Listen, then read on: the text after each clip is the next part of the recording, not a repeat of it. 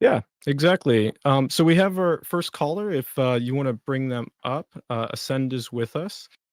They have a claim that we're going to use this process on. And their claim. Hi, Ascend. How are you doing? I'm good. Hello. Well, thanks for joining us today. So you have this claim or belief that. Do you want to say it or tell us? Yeah, and there's no chat space, right? I can speak it. Up above the Ah, stage here, there's a chat there. And anybody who is in the stage, feel free to click on that, and there is a pinned links for the YouTube stream, mhm. and check it out. Give us a sub if you would, or And if you just want to watch it going out on live. yeah, I see that I don't have permission to add it in. To what? To add the claim. Oh, no. In the there's a text channel above this stage, not I'm gonna the ping one it. that's assigned to. Yep. Thank you. Uh, Yeah. Where So that ping is, click that ping. like the ping. Hmm. You get a ping there? Yeah, I don't see the. No, I don't. Are you on a I mean, computer? Well, you know what? That's not really important. So we can just sure, talk about it. Yeah. sure. So So, go if I ahead. if I remember correctly, you had Hmm. said that it's important to know reality, Hmm. but responding well to reality is more important. Is that correct? It's equally important. Equally important. Oh, equally important. Okay. Hmm. Would Yeah. Would you want to elaborate a little bit more on what you mean by that? Yes.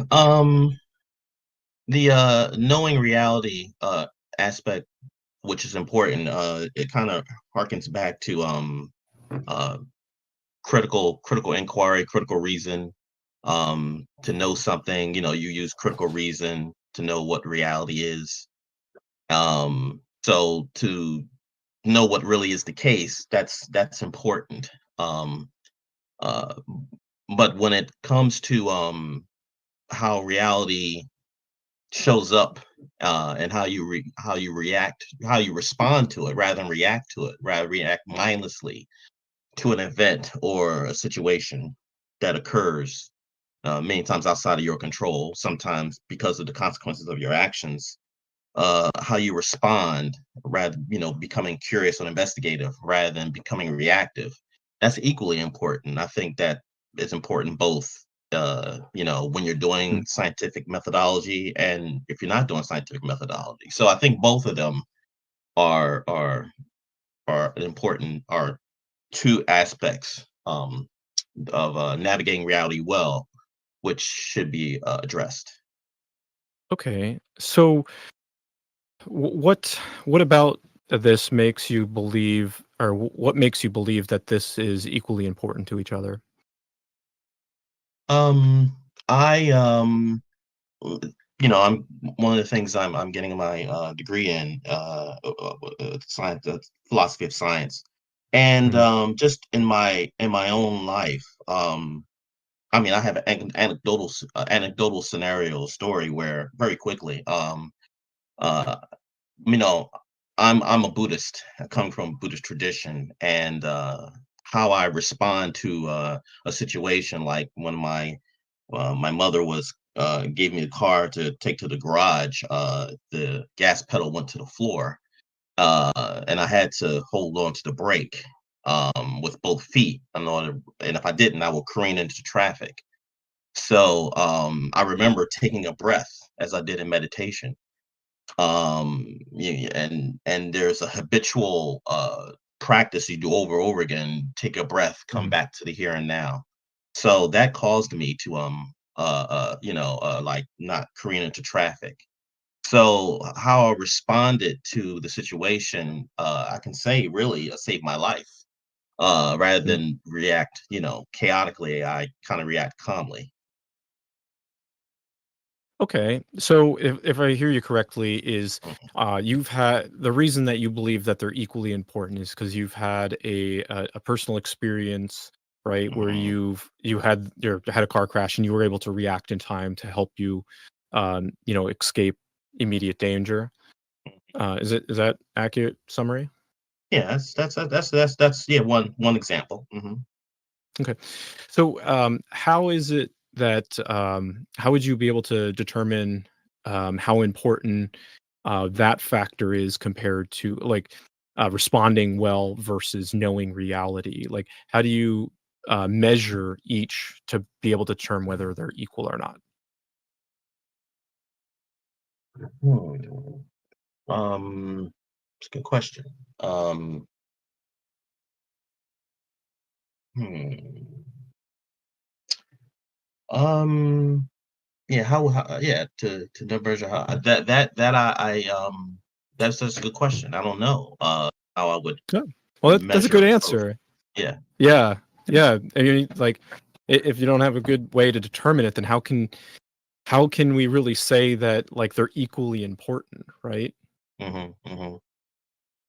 So if we Yeah. were going to Hmm. how could we go about figuring out which one is more important? Like, what are possibly some things that we could determine like the value of each of these things? Uh, hmm. Um, well, uh, well, for first, getting a sense of what they are separately, like knowing reality for me is the scientific method, while Mhm.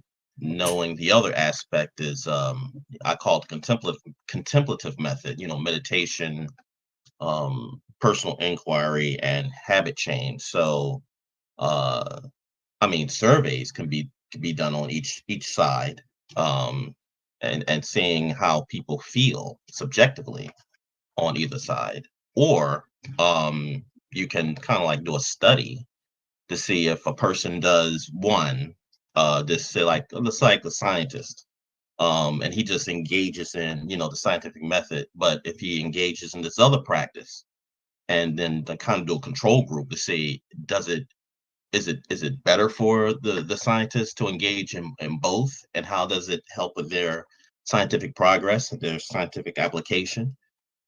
Is it or does it is there no difference? That's maybe a possible way.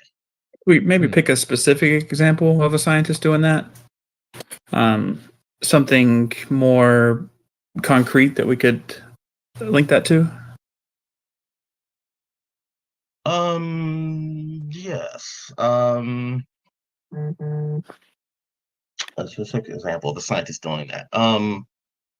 Well, well, let's say for example, I mean, there's one. I mean, when it comes to like, for example, and here's actually there's a study about this.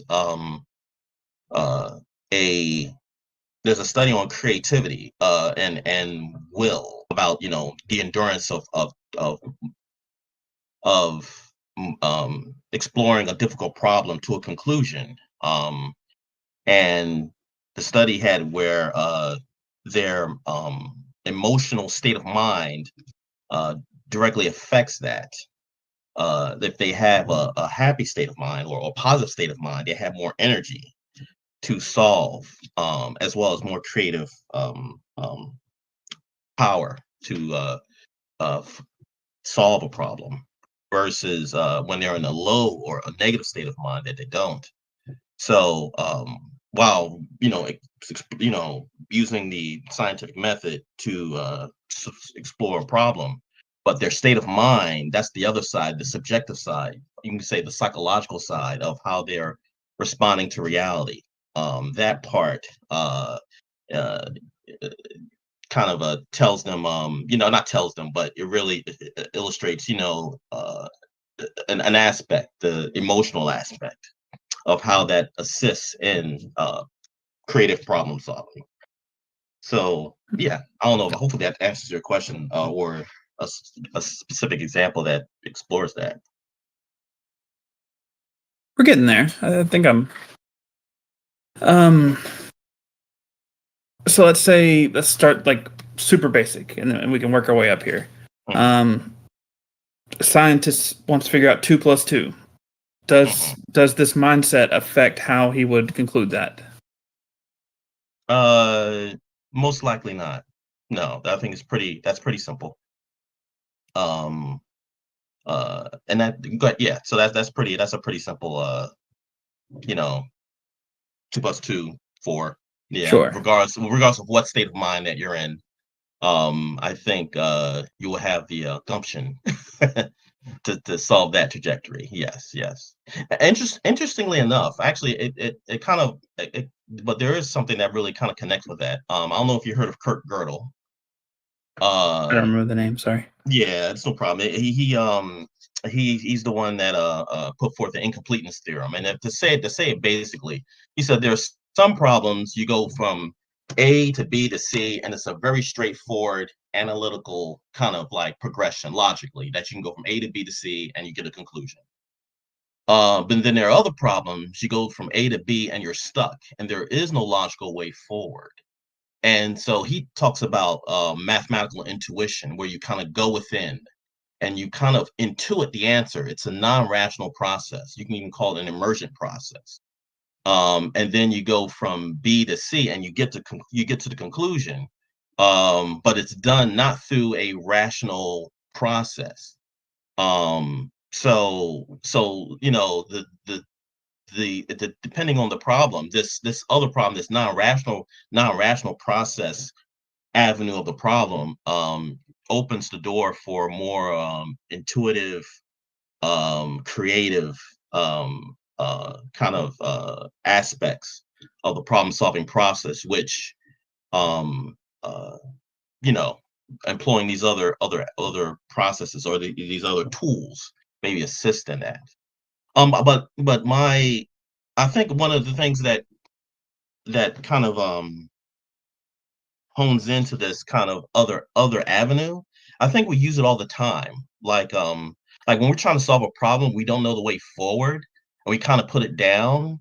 And I know, like for me, I go to sleep and I wake up and I have a fresh new perspective, or I'm washing dishes and I have the insight comes to me. Or I'm walking in the park and like, oh, that's the answer, because it's still ruminating in my mind, but it's done in a way that is rather than logical. It's done in this emergent, holistic, that can't be reduced to, a logical process.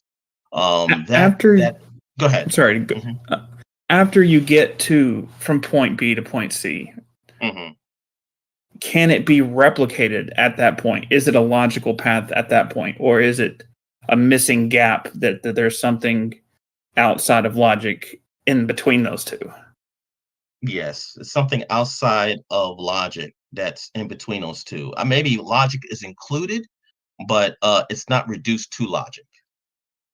But yes, after you go from B to C, then you follow this logical process to a new idea or a new equipment, a tool, or a new thing. But yes, but But go is it ahead. repeatable? Like, so would you, like, if let's say I'm trying to think of an example of this would apply. Let's say you are stuck on a problem. What problem? Can you give an example of a problem that is solved by this intuition that can't be replicated by, like, if we're trying to get from A to D, and we got A and B.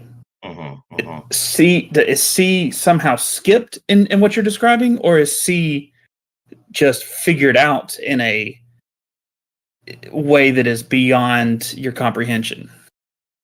And then afterwards you can read A, B, C, D. Yes. Yeah, that C part, Otto Scharmer talks about the source, or a generative space where it's not reduced to a logical, causal kind of relationship of the problem to solution. It's something, it is something else. I don't think it's mysterious per se, but it's not reducible. and that's kind of the weird space. So uh when you say can it be replicated, yes, it can be. It can be. I think we do it, you know, just like with the scientific method. We observe, we hypothesize, we test, and we evaluate the test on various different things in our life. I think in this way, when you don't know the answer and you kind of just, okay, let me just let it go and let it be.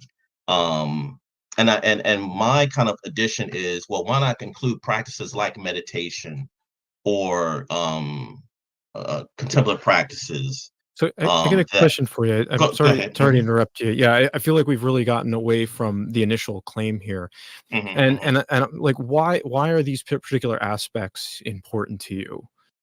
Like what leads you to believe that like these things are true about reality? Mhm.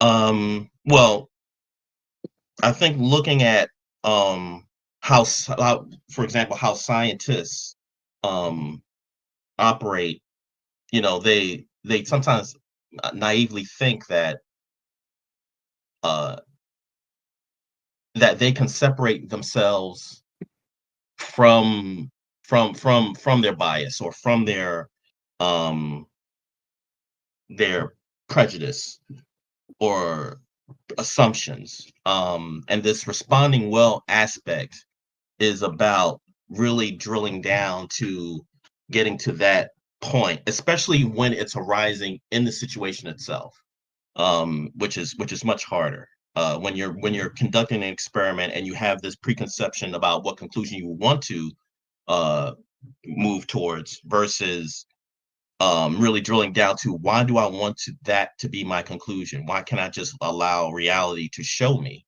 Maybe there's something within So me that wants to do that. So go ahead. You were saying. sorry, yeah, sorry, I'm not quite sure I'm following, right? So Hmm. I kind of asked why like it's important to you, and you had said something about the scientists having like Yeah. bias. Well, Hmm. why? Hmm. How does that relate to this particular idea of responding and knowing reality being equally important? Well, there's a tendency of reality of always changing, and for me, and it's coming from a Buddhist perspective. Um, Things that are always changing has a tendency of causing unease in our lives. So, responding well um, constitutes the um, uh, getting comfortable with. Uh, Okay. So Go you ahead. said about Buddhism a couple of times now. Like, do Yeah, you think like Buddhism is true? that's a tall. Well, I would phrase it that the core beliefs in Buddhism uh, is true. Yes. Okay. So what are the reasons that you are like you have what is the strongest reason you have to believe that, I know you didn't really like the word. Is it okay if we still go with it that, Buddhism is true? Like what is the biggest reason that you have that you think Buddhism is true? Hmm. Observing, starting from the standpoint of um, why we have unease in our lives. I like the Buddhist exploration of that, uh, and seeing it, and not only usually when it comes to a claim, because I don't find Buddhism being a religion. Let me start off from that point. Um, I find it to be a practice. Maybe you could say in particular mind practice. So when I observe reality and how it is, and the things that go on in our world and why they occur, and the suffering that is caused, and then I look at the Buddha, the various reasons that Buddhism gives and how to get out of it. It's like, wow, this seems to be a good way to do it. Yeah. Okay. So you like have a feeling about it or an experience with Buddhism, and that Mhm. kind of leads you to that, like, this way of life is true. You had said it wasn't a religion, but Yeah. would you still say that, like, this philosophy is the correct philosophy? Yeah, I'd say, well, this philosophy is the correct philosophy. It is. I say it's a Oh, useful philosophy. okay. I want to So ask one. go ahead. Go ahead, Sushi. No, no, no. Go for it. I just want to clarify when with your original claim of Mhm. that responding is more is equally as important as the reality itself. Is that a claim that it's just a very useful practice, or is that a claim that that is a true statement in all regards, that it means there is a aspect of reality people are not realizing? So actually, Yes, I don't know if that last part there, but yes. are you saying Yeah. it's just useful, or are you saying it's true?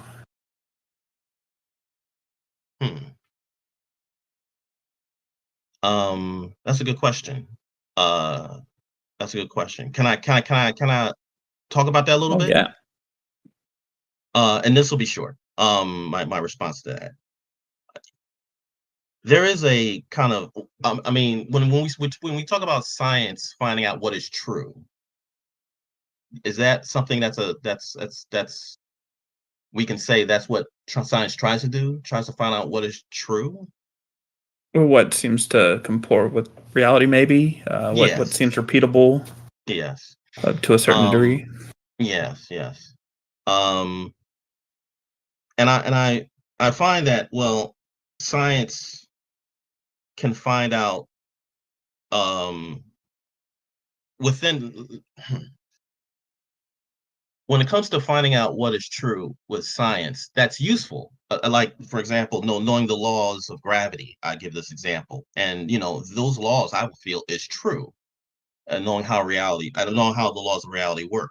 Um, but there are some things that when you try to find out what is true, especially when it comes to complex behavior, like mathematical models in the housing crisis, and how they felt that Hmm. we can predict what human beings are going to do, but then find that there's actually another aspect of that whole process that's outside the mathematical model, which is human behavior, and how that will seem to kind of push to the side when it came to uh, uh, uh, knowing what a mathematical model will do and predict um, for a particular investment, derivative or so forth and so on. So there's this divorce, a tendency of division between what is true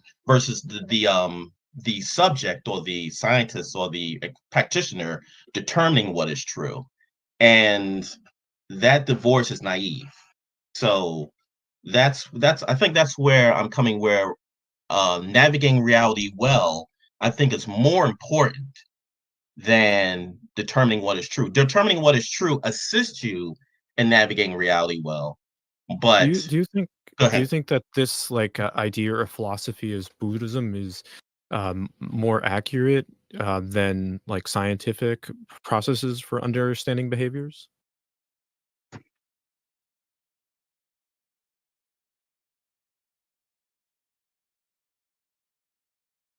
Sorry, did you understand the question? I'm sorry. No. I know. I Yeah. Okay. I understood. I understood the question. Mm, Um, I think both have I'm something to not say sure. about, yeah, right. It's hard to. I mean, there are a lot of things in psychology. Also have a master's in psychology as well, and Mhm. I definitely find that there's a lot of useful tools um that could be used to explain behavior. But uh I mean, one thing that Buddhism brings to the table is this idea of, perhaps, rather than having an identity or clinging to your identity, is somehow a way of a way of navigating the world.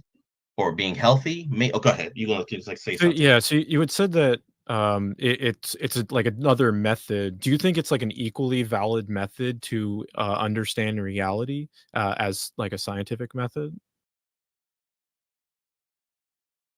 I do, and I guess I'm coming from the standpoint of um by rather I'm coming from the standpoint of, and maybe this is the core of it, cultivating a practice where you don't cling to what you think is, or or the definitions that you have about yourself, assist you in navigating reality well, and that's more healthier than Mm.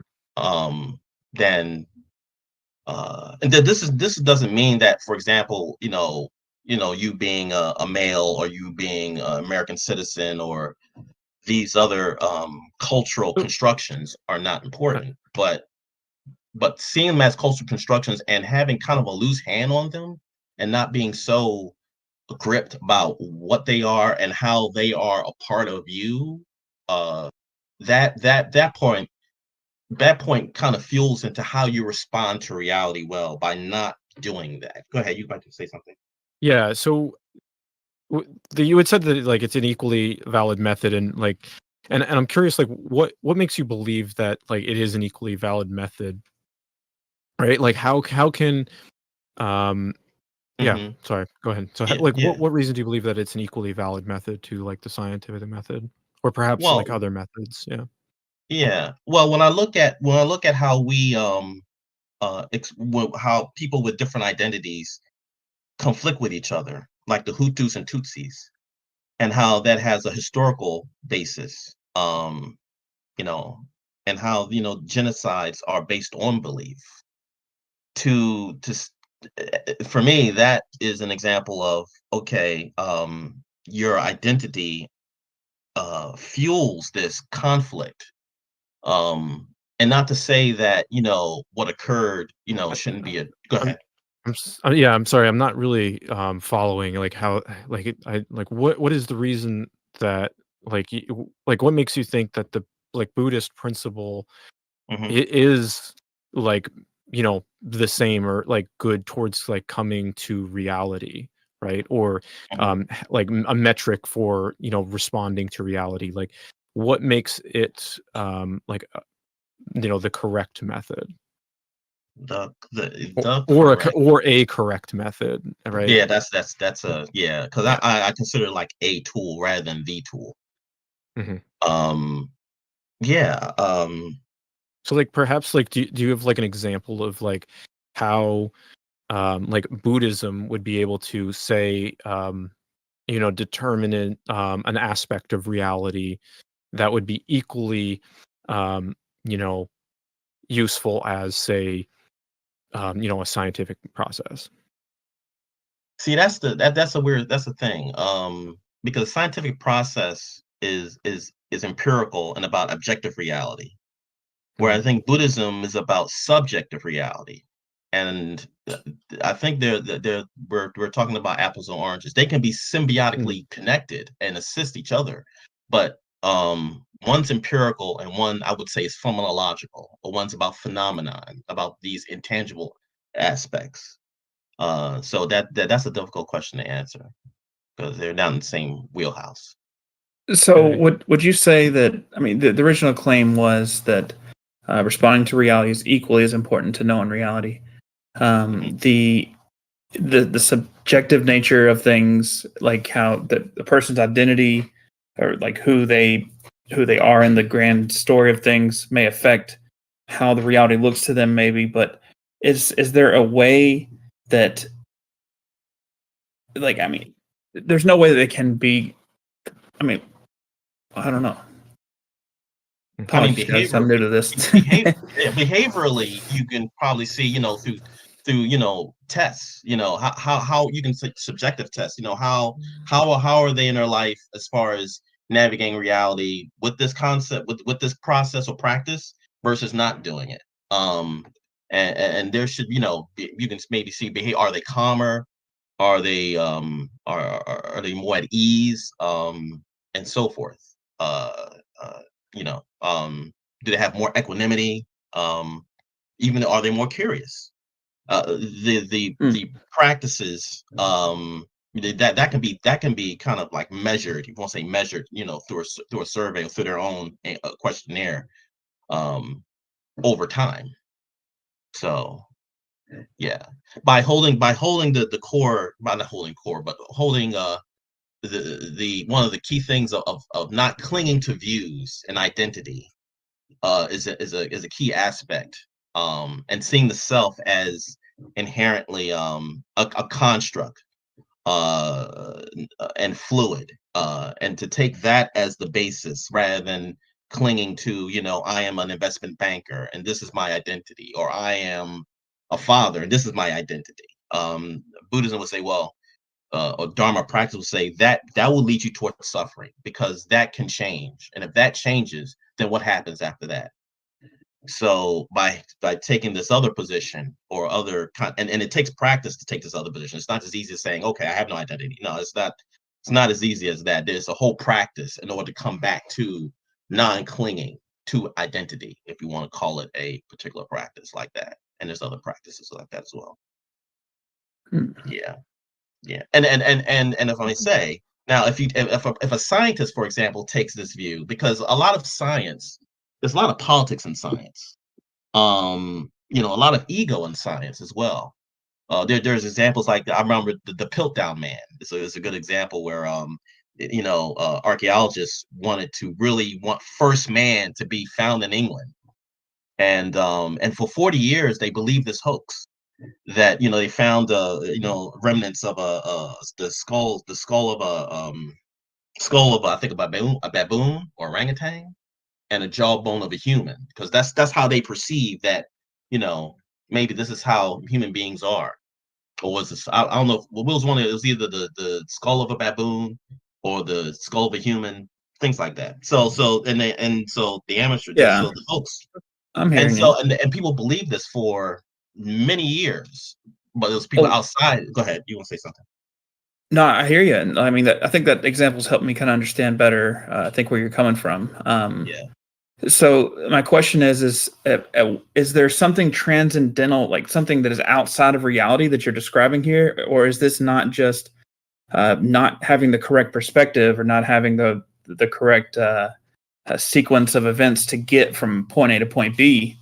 If somebody could explain all these events that you're describing, and is there anything that is beyond reality in this? Is there anything that's mystical, or anything that is not just the natural process of things? No, it's definitely not mystical. It's definitely the natural process of things. Yeah, it's So not this is mystical at all. some might maybe describe this as like just using your prefrontal cortex and having a better forethought of your perspective and things. But am I understanding correctly? Is this the claim is essentially just being intentional and aware? It gives you more likely to solve problems. Yeah, yes, but there's um I mean, because there's different, yeah, yes, but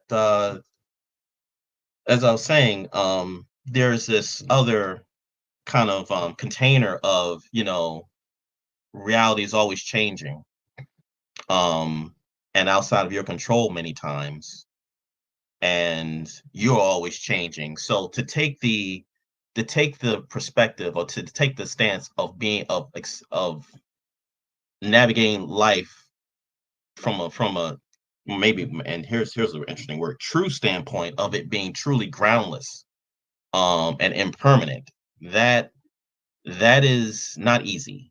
That takes a practice. Uh Fascinating. yeah. Yeah, Okay. that's neat. Yeah, Yeah. send me some stuff on this. I'd like to learn some more. I think I'd like to talk to you more at some point to Mhm. kind of nail down some more specific claims, because it's such a big, broad subject. I'd like to learn more about what you're talking about, I think, and we can maybe talk some more on it soon.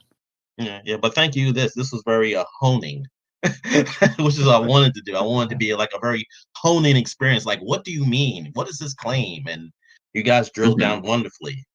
So thank you. Cool. Absolutely. Thanks for coming on. Mm-hmm. Yeah, thank you, Sen. So we're gonna bring up Rev next. I know they've had their hand raised for a while. Rev, you want to come join us on stage? There we go. Welcome. Hello. How are you doing? Pretty good. Can you hear me? Mm-hmm. Yes. So it's just like we can talk about anything. I think I know who you are. Excuse We've me? talked before. Yeah. Is there a particular like something you want to talk about, or something that you believe to be true? Yeah, I think moral realism is true. Okay. Yeah, we can talk about that if you want. All right. Yeah, David, do you want to try this one? Sure. Can you tell me what you mean by moral realism so we can make sure we're the same terms? Yeah, it would be like more of like a robust realist thesis. So basically, there would be like a couple different theories working together. So the first one would be like a semantic thesis, which is dealing with whether or not like moral statements are propositional. There's going to be a discussion there to be had about like cognitivism and non-cognitivist accounts of that. And then the second one would be the eleistic thesis that deals with like whether or not some of those moral propositions that are truth apt are going to be true, because they can be truth apt and be false. Rev, I'm sorry to interrupt you. It's just for sake of the audience and everybody's listening, could you make it as simple as possible for all of us, please? Because We'll just deal with the first one. Basically, it's just the idea that they're like mind independent moral facts that are true stance independently. Like, Sure. What do you mean by a moral fact? It's just going to be a moral proposition that's true. And the grounding relation would be like if fact X grounds fact X, they're accounted for, explained by fact Y, something like that. So there'd be like a coherent system of moral facts. Yeah, do you think that's true? Do you think moral statements can be true? That's hard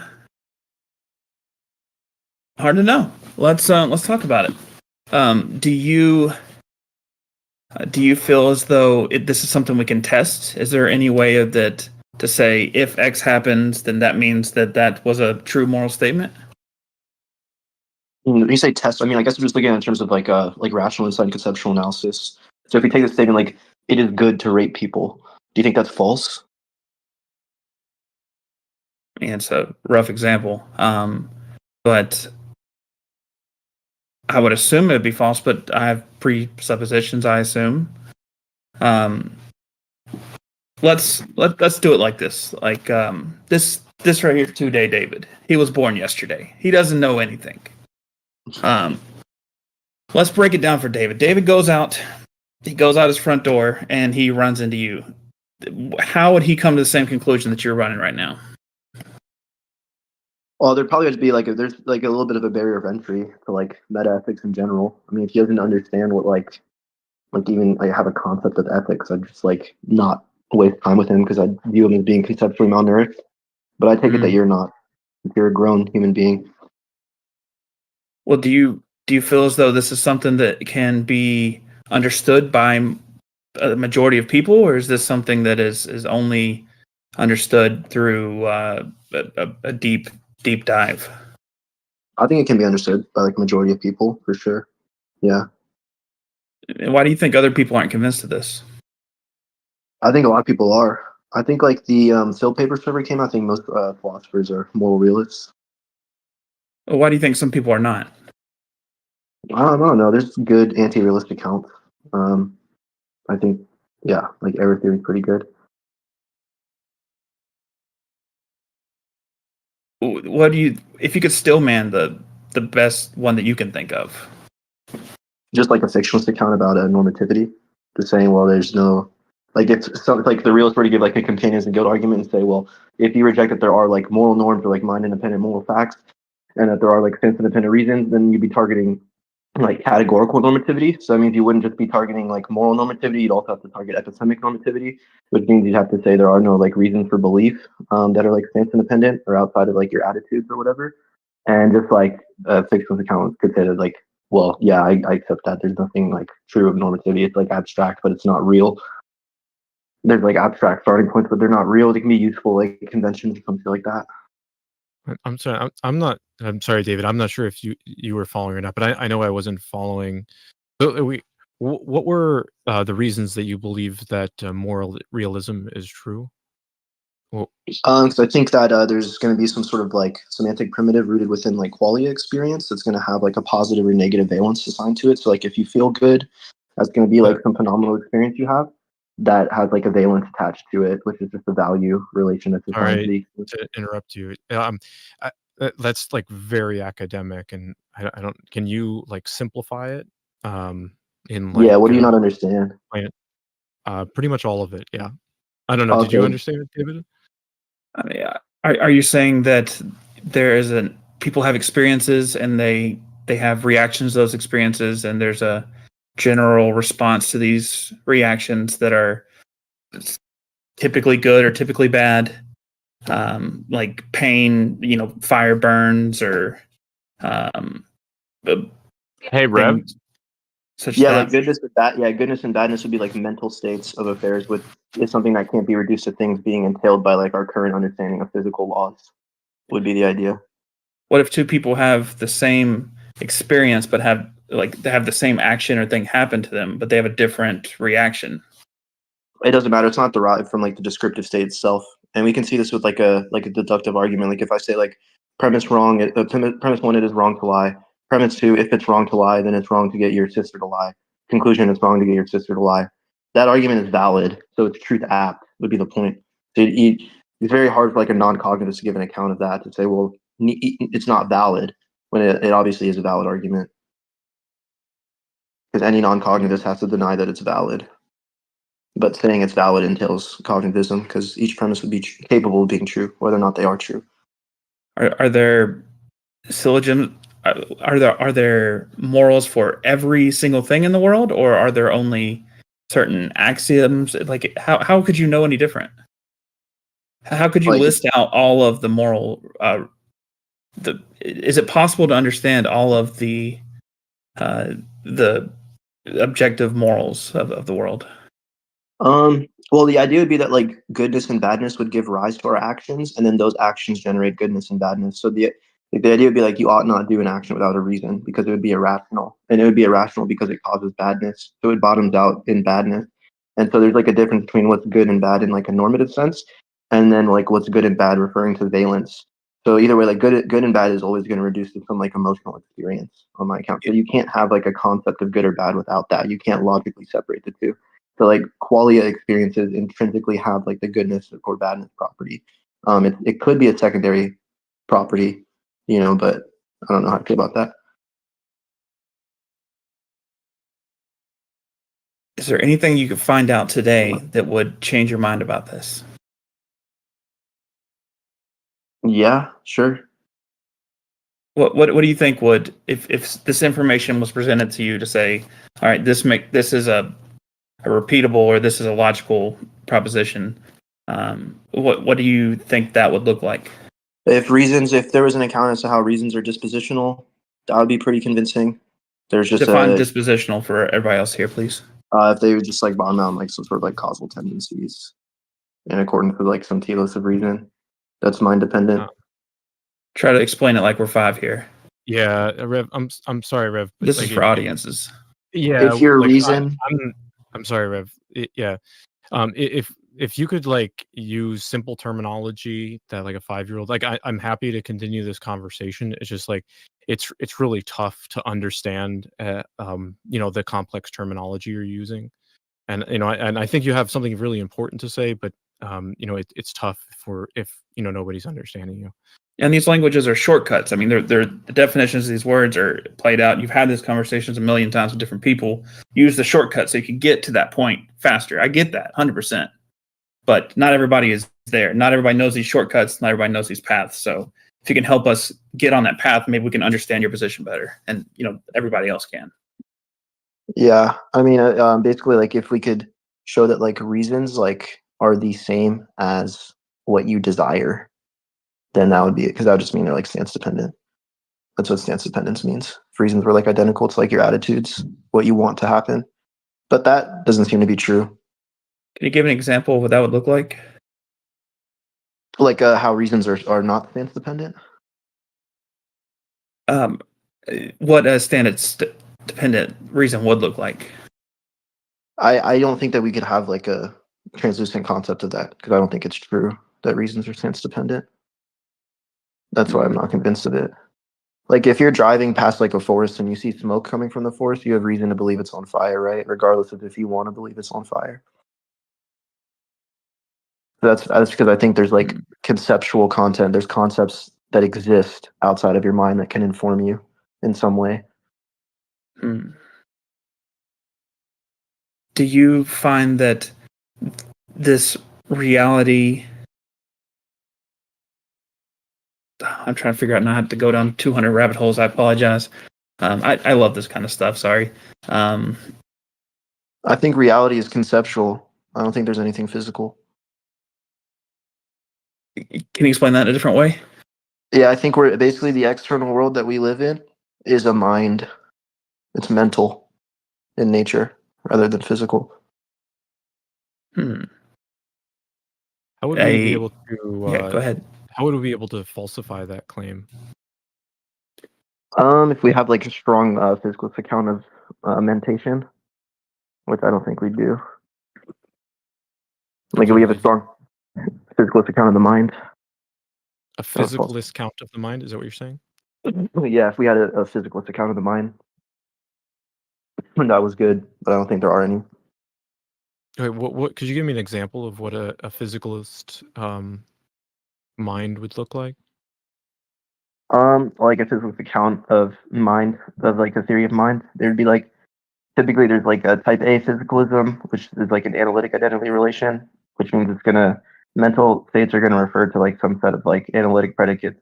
Analytic predicates are just, truths analytic truths are just things that are true in virtue of their meaning. And then type B would be saying there's like synthetic predicates, which are just things that are true in virtue of their meaning and the way the world is. So they would say like the physical state is different from the relation. Like the process is the relation, which gives rise to consciousness, and it would be like separating from the relata, which wouldn't be like identical to the mental state. So it wouldn't follow from the relation that the relata is conceptually identical to the mental state. If that makes sense.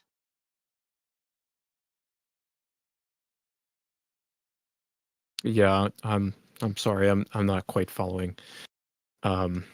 David, do you have more questions?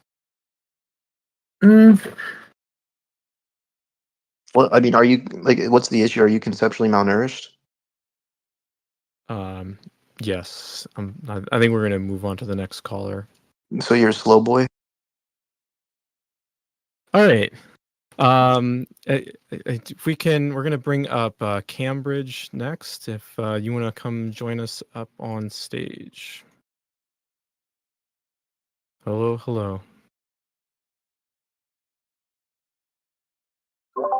Oh, hello. Hi, everybody. How's it going?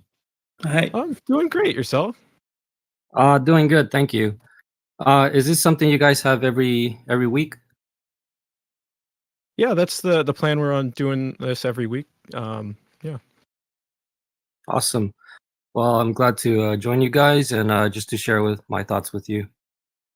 Yeah, sure. What did you want to talk about? Is there a particular belief that you had in mind? Yes, definitely. One thing that is certain is that we are all going to die, and we have our brains in order to help us survive for the next day. When we do die, we continue to exist in the minds of our friends and family. But if you do believe that the universe is eternal, then there's going to be that day when your name will be read and spoken one last time, and you completely don't exist anymore. But- Yeah. So you would say that at death, that's the end of everything? Is that what you're saying, or did I mishear you? No. I'm talking about existence. So what I mean by that is, what's your question exactly? Yeah, I was just trying to restate what you were saying. I had thought you said that we all die, and that when you die, that's kind of like the end of things, or were you not getting at like a non-afterlife belief? Okay. So your physical body dies, the person who you are, but you still live as an idea, I guess is what I'm trying to say. Okay, gotcha. Yeah. So, Now, go Mhm. ahead. Sorry, I was just going to ask you to explain a little bit more by like what you mean by like your idea like lives on. okay. So I believe there's like a so every day we're trying to survive, and I believe there's a spectrum of survival. At the very low end of the spectrum, we're just trying to survive for the next day. Have you eaten your food? Have you done this in order to prepare for the next day, for the next year? Look into your future. And then I think at the highest end of the spectrum is how long can you exist? Uh, can you exist forever? So I think what falls into that category, in my opinion, are math ideas. Um, I don't think anything has prevailed for thousands and thousands of years. And the words, the definitions, and the propositions that were created back then have preserved their meaning, and they mean exactly the same way they do today. And so, Okay, yeah, so go ahead. like the ideas that you generate continue to survive. Is there like a personhood staying to that, or is it just the ideas themselves of you, or that you've spread, continue to exist? So, in terms of the personhood, maybe that's at the lower end of the spectrum. The person who discovered the math idea is going to be, remembered. For example, Galileo or Isaac Newton. That's at the lower end, but I guess this concept of existence can evolve into maybe not only for your name to exist and survive, but also for society in the future can continue to exist, and our species can continue to exist. And so ultimately, ideas can be the ultimate form of existence. And so What does it mean to you for something to exist? somebody is conscious of it. Oh, so as long as somebody's conscious of it, then That's that just thing one example. exists. That's just one example. Okay, is Um, that the way you're using it in this case? Is what you're saying? uh, there are also laws of the universe that can exist, but we're just not aware of it. So there's that other thing about it. So that's what I mean by existence. Yeah. I think I follow what you're saying. So if you want to get your thought out, though, I'm sorry to interrupt you there. No, go for it. Go for it. No. Yeah, I think I might be mistaken here, but I think that's what somebody called memetics. Like that's the ideas and the stories and the impacts of people live on just as much as the genetic code of their genes. It's fascinating. I don't know if there's like a claim here that to really unpack as much, unless you want to talk about maybe what would convince you otherwise. Yeah. I just thought this is something that I really value, this way to look at it. And I just thought I'd just put it forward, see what you guys think. If there's any way to any other different angle to approach it, but I think maybe this would be the ultimate goal in order to discover truth through math and science, and it's the You ultimate said, form of existence, I think. Yeah. yeah, you said before about like when it related to existence, like math being an important aspect of it. What is truth to you? What do you mean when you say something is true? Um,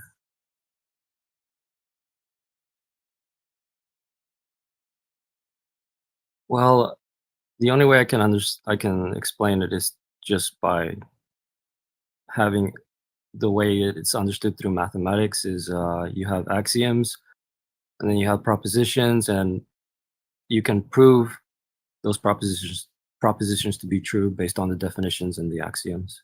Yeah. So I think that was I don't know that quite answered my question of like what it means for something to be true, right? I Mm. think like for like you said about like the syllogism of an argument, like two propositions then equals something to be, if both of those are true then the conclusion is true. But what does it mean for one of those propositions to be true?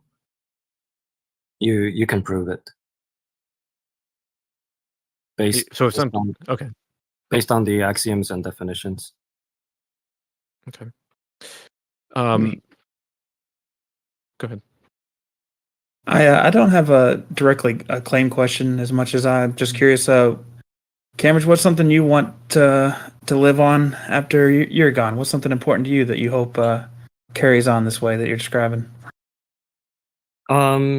Because I believe this, looking at this as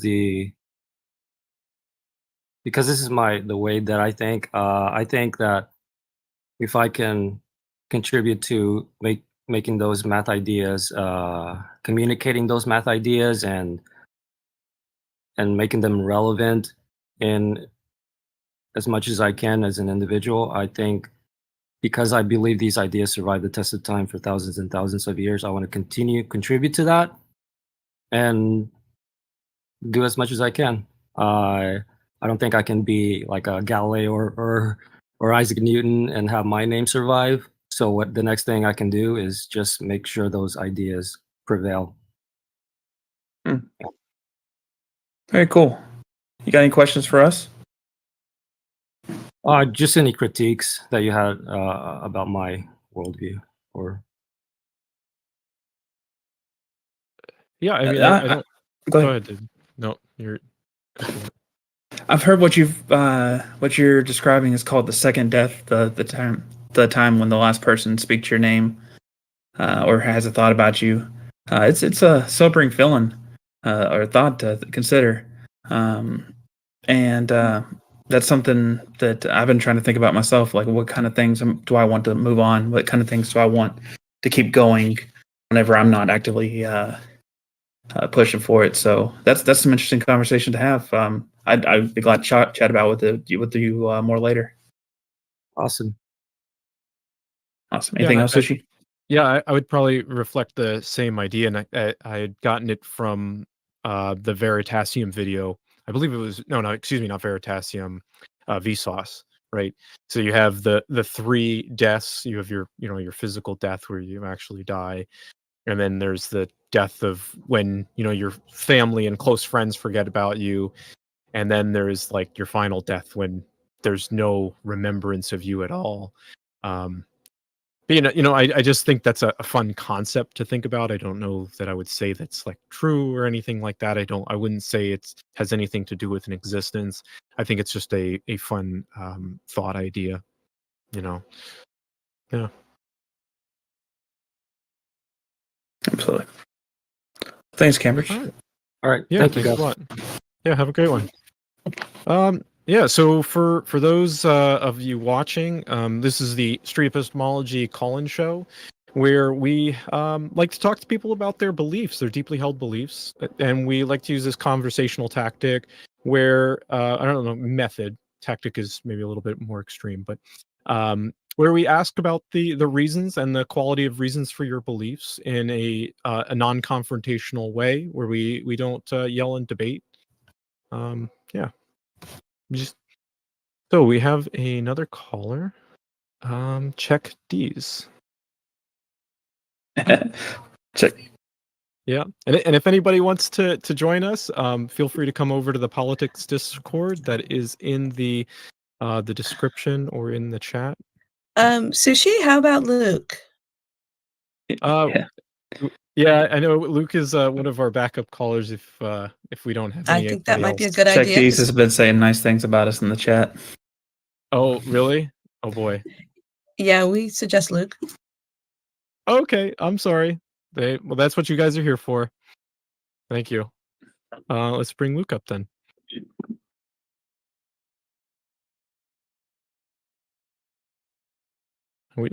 I'll bring him up. Hey, Hey, how you doing? my buddy Luke. You good? Yeah. Thank you, Leslie. It was kind of you to how do you say that? Bump me up or sing the thing. I don't know how to say that. To root for me. Yeah, that's the correct word.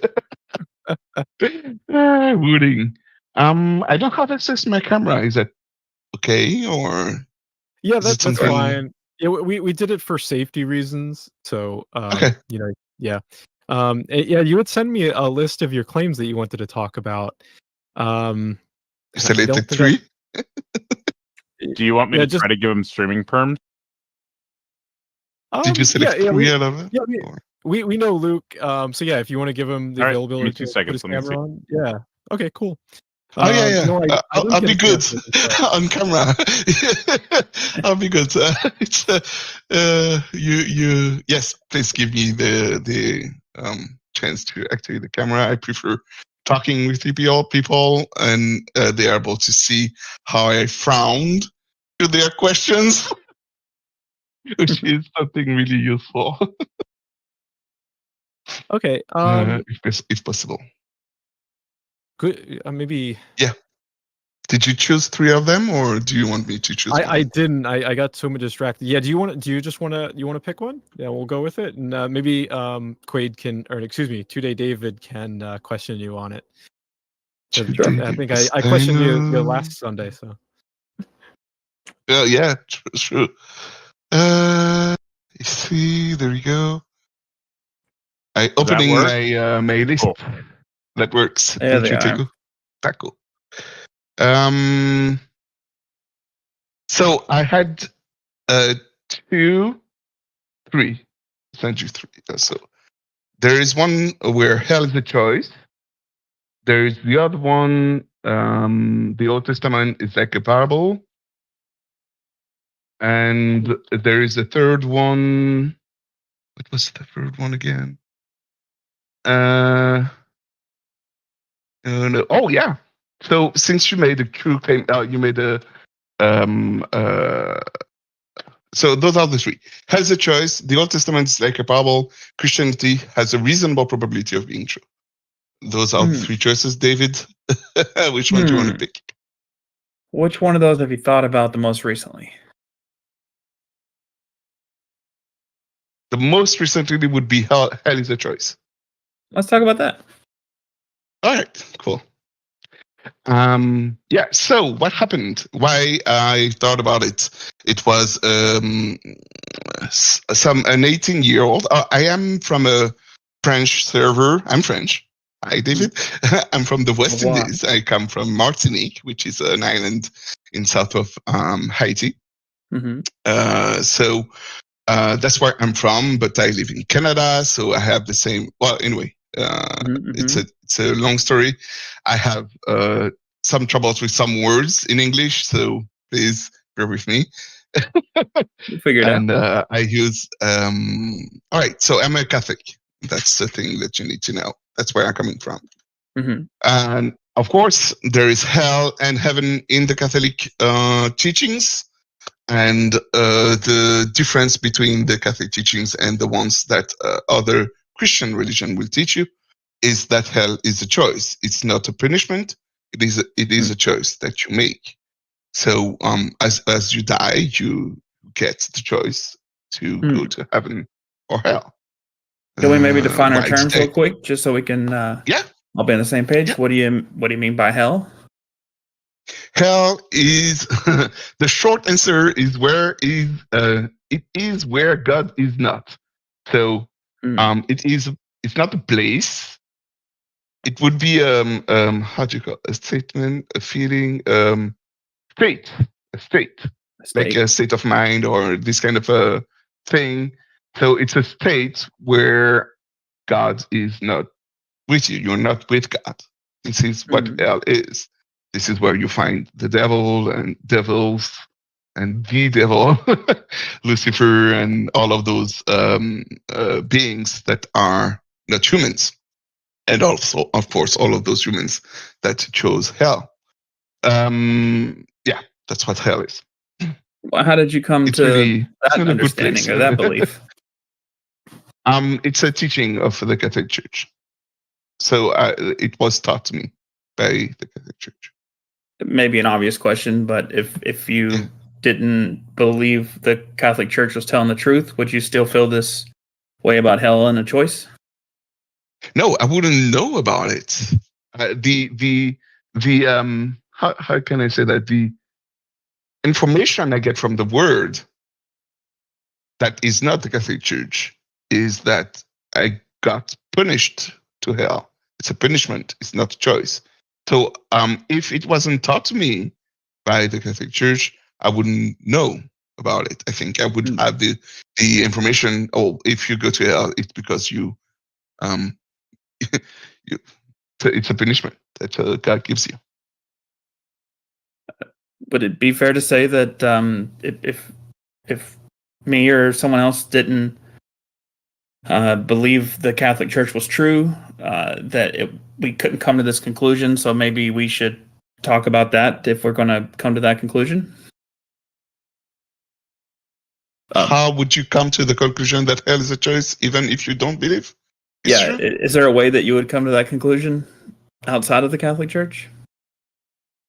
Well, if there is another religion, well, it needs to be a religion because we are talking about what happens after death, right? It is beliefs. It is not something that that you can experience and then come back to say, hey, this is what happened, right?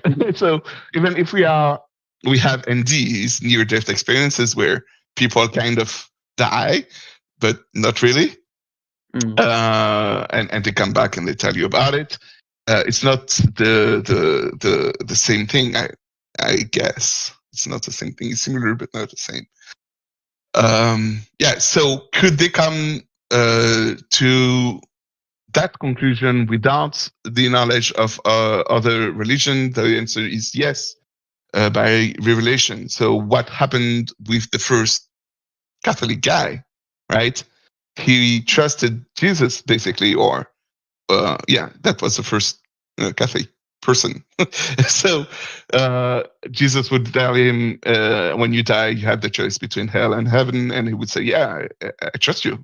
You're Jesus. You don't lie. So yeah, that's how they would hear from it. But Jesus would be considered as the Catholic Church in your question, right? Or not? I mean, that's a good question.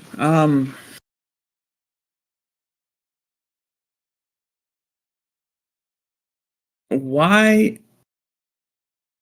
does the Catholic Church making this statement lead you to believe it's true? Oh, nice. Because of the third choice, Christianity has a reasonable probability of being true. So, we're yeah, gonna because catch I them all. believe it leads to, yeah. So, because I believe Christianity has the most a reasonable probability of being true, in Christianity you have choices, and the best choices is the Catholic Church. That's how. Mm. And what was the question? Yeah, that's why. Why, Because I believe it's true. if two-day David here, born yesterday, doesn't know anything, Correct. you meet him and you tell him that the Catholic Church is true and you should believe its propositions, and he also meets another person that says the Bhagavad Gita is true and they should believe their propositions, what they say is true. How could he sort through that to know? How would he know what's true between those two? So that's 2 days old. Does he have language barrier? Does he know how to speak? Some miracle of science. It's he was grown in a test tube. It is hard to communicate with someone who doesn't know how to speak. And if he knows how to speak, he has a basis of what's true and false. This is a cell phone. This is a coffee cup, and this is not a cell phone, right? So you know the difference between true and false if you know how to speak. You know that this is not this, right? Mm. It's not the same thing. It looks similar, but they're not the same, right? Okay. Anyway. Sure. So but, when you say Christianity is true, or Catholicism specifically, you have a comparison to something else. You can compare it to something else. Christianity is a religion. You should compare it to another religion. So have knowledge about the other religion. And once you have the knowledge of the two religions, you will find opposite claims. That those two religions have. They have similar claims. Do not kill people or whatever, and do not rape. And but they have opposite claims. And because they have opposite claims, you can evaluate which claim is more likely to be true. Which of those two claims, since they are opposite, only one of those two can be true, or maybe both of them can be false. But you know what I mean. Yeah. Usually, it's one of those two. How do we figure that out? Depends on the claim. Yeah, it depends on the claim, and that's the gist of it. There are many different religions who have many different claims, and it's really hard to say it is the same way for all the claims. There are claims that you can use reason. Well, all of them you use reason, but you don't have physical evidence of the claim. You just have logical conclusion from another claim that has physical proof. There is a physical proof basis of this other claim, and then because of this other claim, then you have this claim that is true. So yeah, it depends on the claim. That's the answer. Do you feel as though the Catholic Church is making any exclusive claims that anything that claim that they would make that would negate any other claim to the contrary? The Pope is the leader, which is the Pope has the power to lead the Church, which is a claim for the Catholic Church, and all the other leaders haven't been chosen by God to lead his church or his people. Okay, that's a claim that's proper to the Catholic Church. Yeah. You came up to 2-day David. The Hindu came up to 2-day David. You say hell is a choice. He says hell is not a choice, or something. Maybe something of the opposite degree. You say the Pope is anointed by God, and they'd say is not. What methods? What kind of steps can 2-day David take to get from the next step? What's the next step? learn about those two religions. That's the next step. You're 2 days old. You need more knowledge about the religions and how they came to the conclusion that this is true.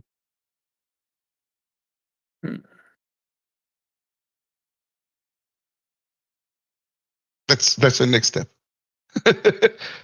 Does that answer your question? It's like a category of steps. Yeah, of course. Yeah, it took me 4 years to choose the Catholic Church as the true God. The God of the Catholic Church, the true God. It takes a long time to learn. So a 2 years old might take maybe less years because I'm not that smart or not resourceful. But but there is a way for you to know if something is true, and it's the same way for anything. If you want to learn if the Earth is true, you need to learn about what the Earth is and how to measure circles, and the shape of the Earth is true. You need to know about shape. You need to know about what are the properties of shapes, and those kind of things. It takes time, and arguments from or reasons for each side who claims different thing.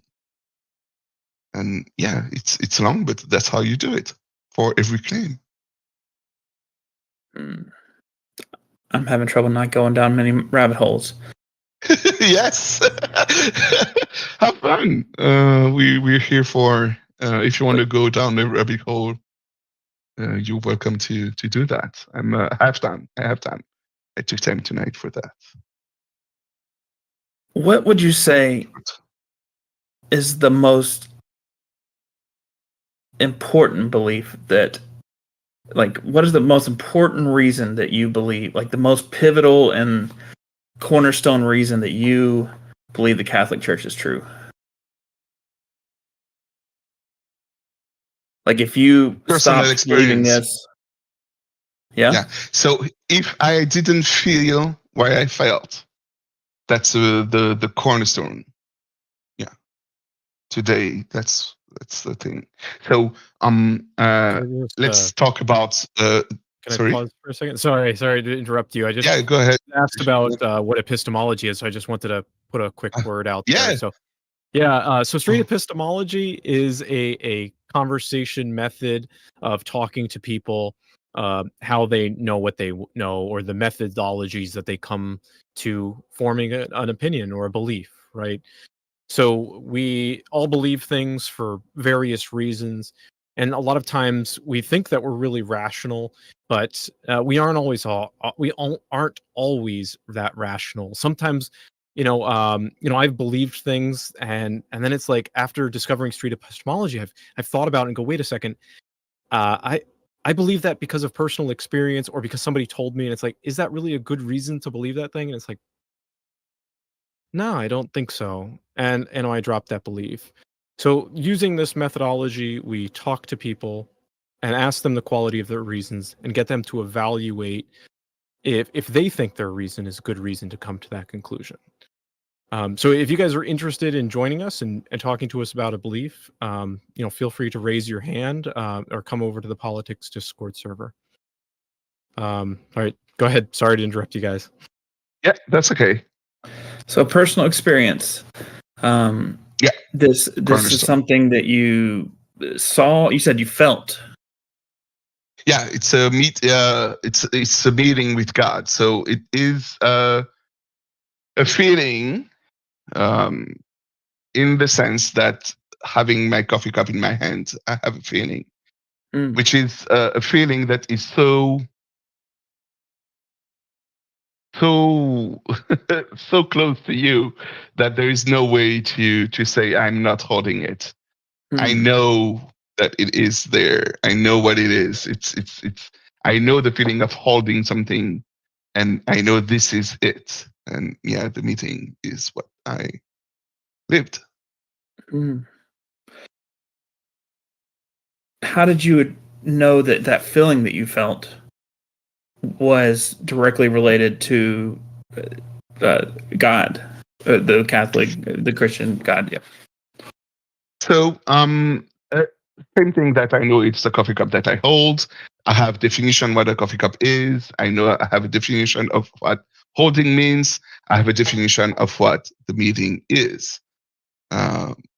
So because I have those definition, it's not everyone. Well, everyone agrees to say that it's not explainable fully. So they try to explain it the best they can. Those people who have met God since the beginning of time, and they have common themes, right? But there is a point where you recognize those steps. You say, okay, this is what's happening to me, and then you have the things that you cannot describe.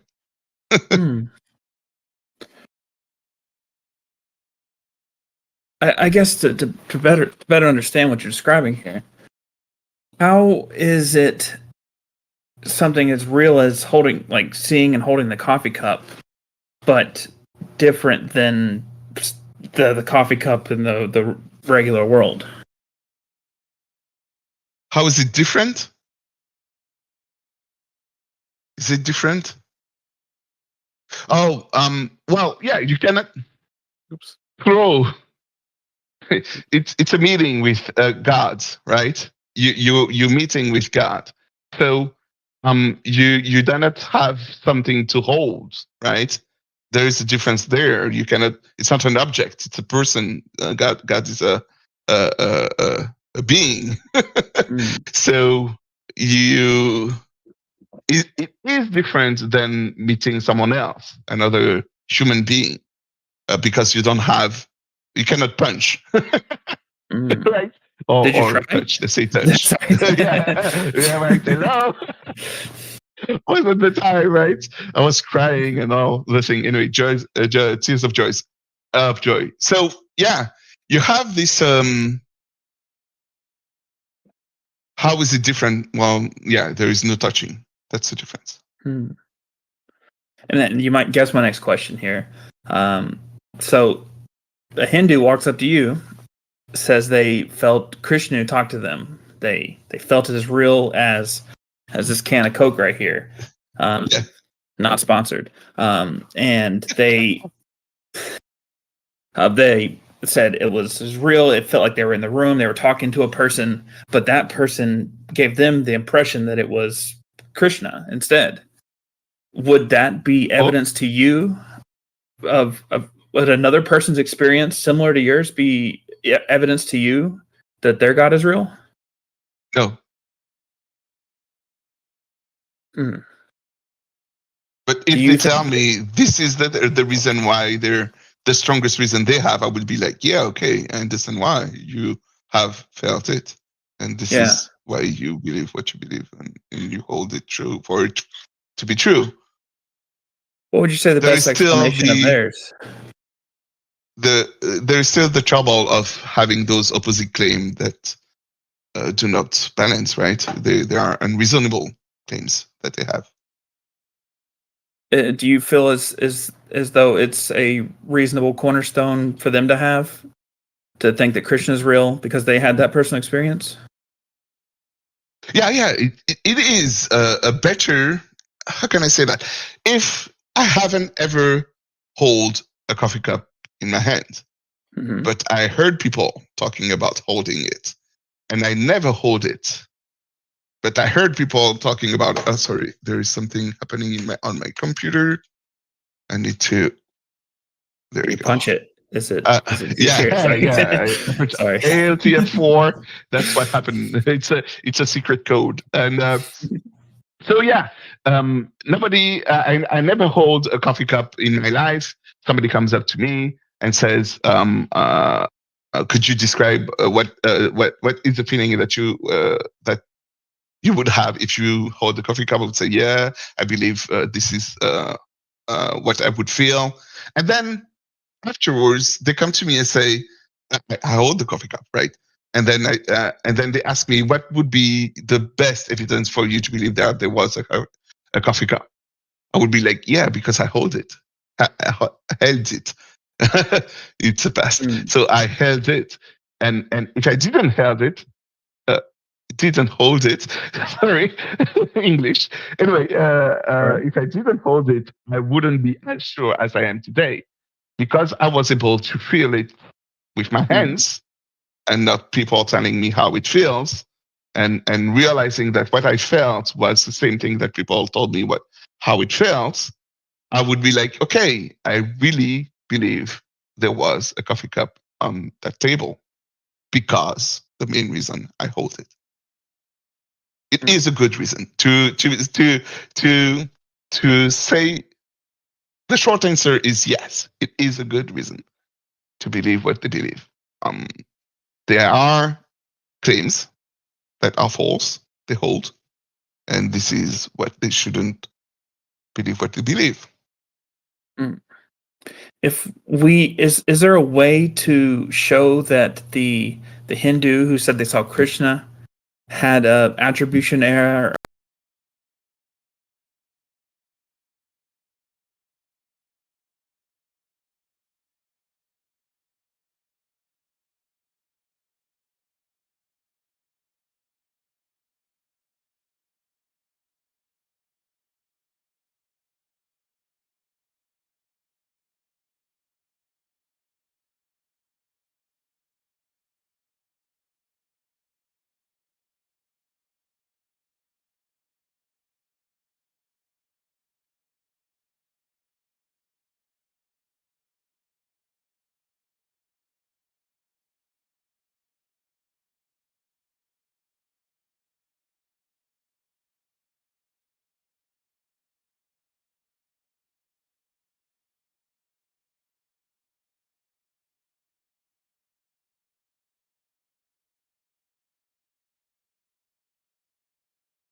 The coffee mug, not necessarily. Yeah, true.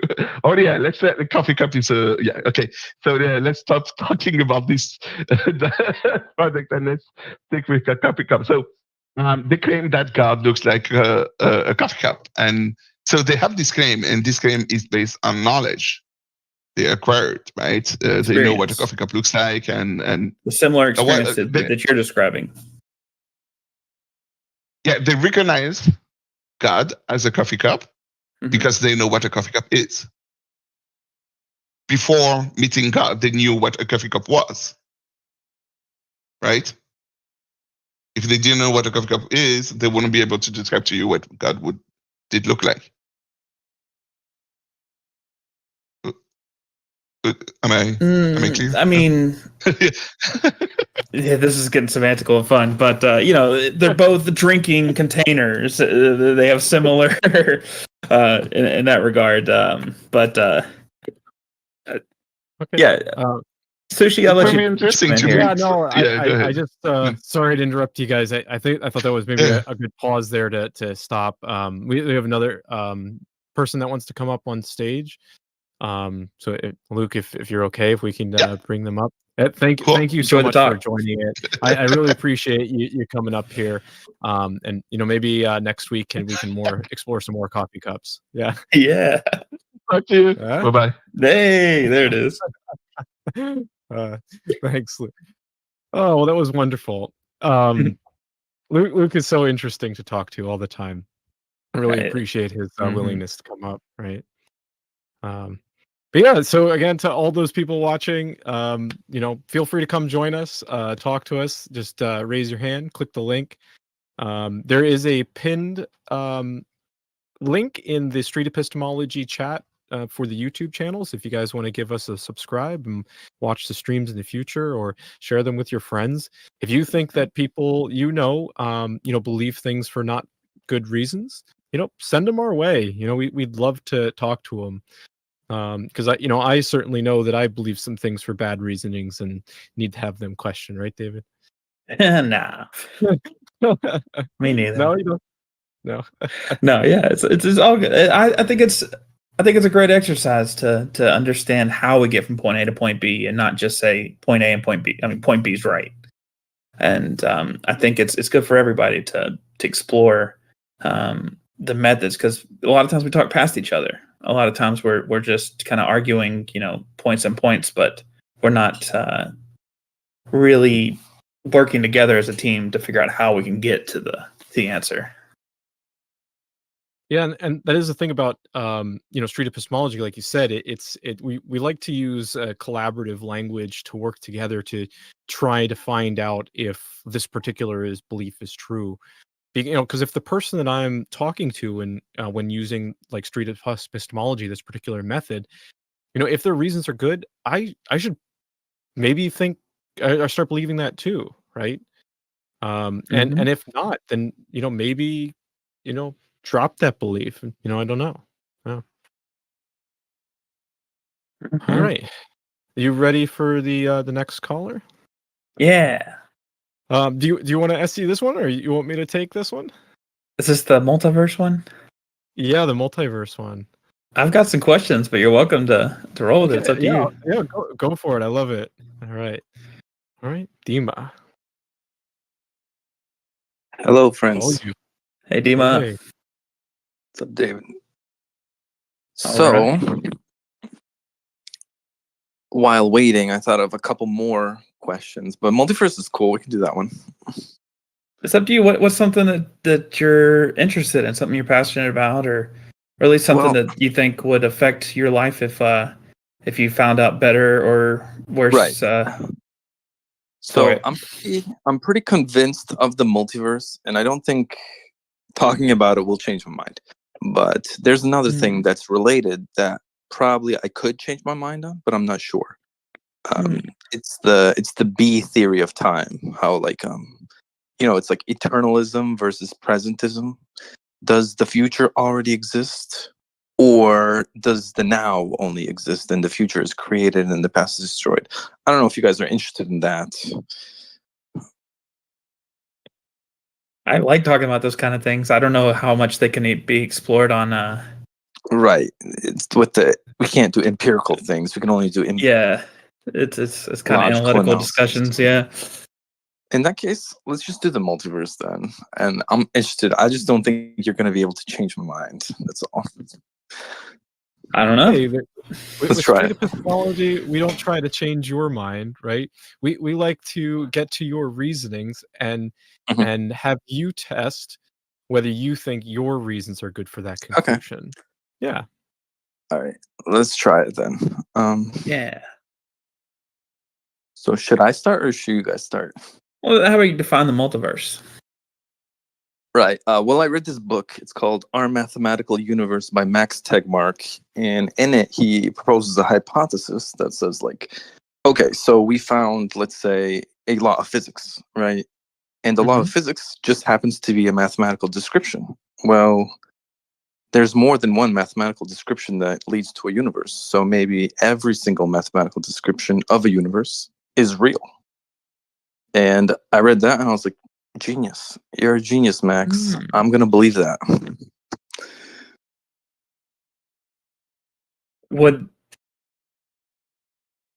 Is this something that you think is tangible to us as people or something just theoretical? Tangible to us as people. I guess I don't know what you mean, but yeah, I'm making up the word as I go. Is it important? Are you saying? Is it affectable? Is it something that we can interact with or change, or it can affect us? By definition, it could never be interacted with. Just like time travel under this thing would be impossible. I think. I'm pretty sure. If the universe is a mathematical structure, then time travel and going to other universes, that's just fiction. That's like stuff from movies, Wait, so if we invented time travel, you'd change your mind? So definitely, get on that. 100%. SEM, you build time travel. Yeah. If time travel is real, I'm gonna start believing in God or something. I don't know. Something's wacky going on. Pretty fascinating. I mean, my understanding is that it's not without the realm of possibility, right? For time travel? I don't know, right? I heard forward facing is potential. Oh, well, we are technically traveling forward in time, right? But backwards time travel is impossible. Yeah, I don't know about backwards time travel, but forward, yeah, maybe. and we could go next to a black hole or like really close to the speed of light, and we would essentially be time traveling into the future, like thousands and thousands of years. And in our lifetimes, you would come back to Earth, and 1,000 years would have passed. I think that's pretty cool. That's according to the laws of physics. Is your multiverse theory something that believes that essentially anything is possible, or something that says anything logically possible is possible? Well, I say that anything that can happen in a certain way does happen in that certain way. So it leaves the door open for all impossibilities, all possibilities, and it's just like an infinite structure of all possible structure.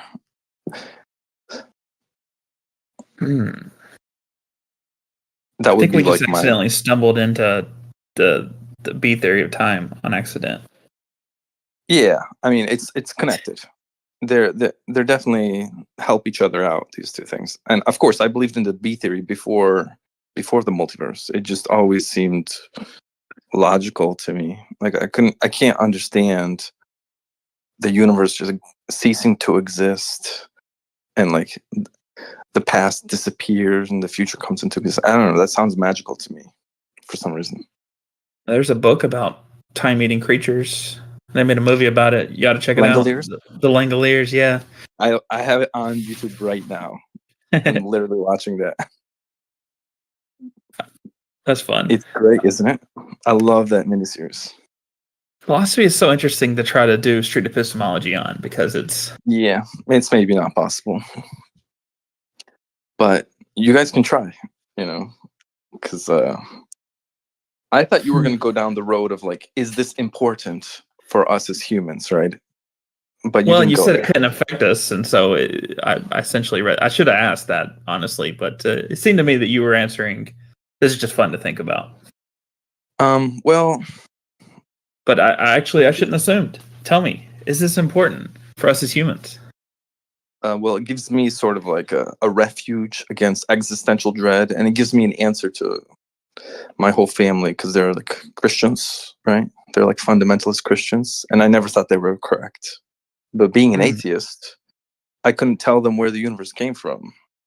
And they would always have that gotcha. Oh, God did it. God did it. And so they would have control over me. And this is like a psychological explanation now. But so having this atheistic explanation of where the universe came from sort of gives me some kind of autonomy against, let's say, religious dogma too. So it's useful in that sense as well.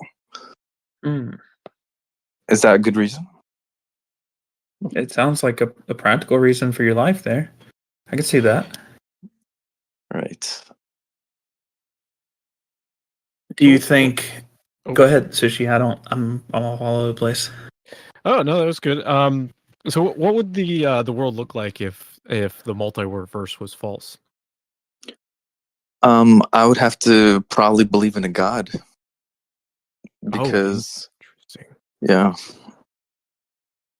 I would be forced, because then there would be no distinction between possible and actual, or there would have to be a reason, right, for possibility and actuality to be two separate things. And there's nothing that I can think of that can do that, except for some kind of like magical sky daddy. Would he not run into the same problem though? What do you mean?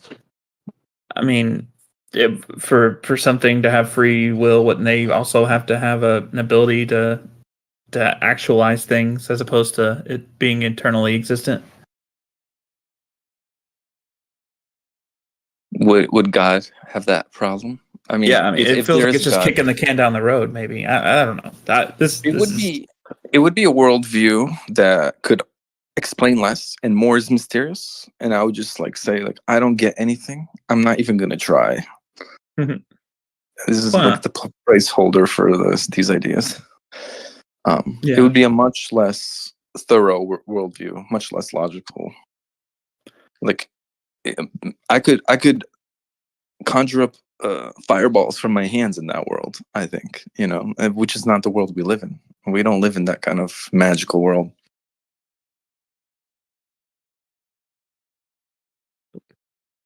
What's going on here?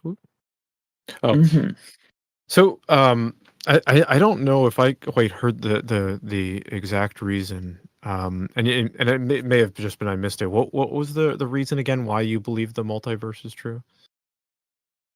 Um, I guess it all depends on the. For me, it's just like a metaphysical view for me to answer the question of where the universe came from, and just using empiricism and rationalism, this is the best I can come up with. And Okay. it has an unfortunate side effect of all possibilities being actualities, instead of possibility and actuality being two separate philosophical concepts. What actuality actually is just one tiny slice of possibility that we can see. And this is how Max So Tegmark kind of explains it. okay, so you had said that it just kind of it explains things, right? And you used empiricism and to come to this conclusion. Mhm. But but how did you disprove some of the other theories? Or yeah, Like what? What are the other theories?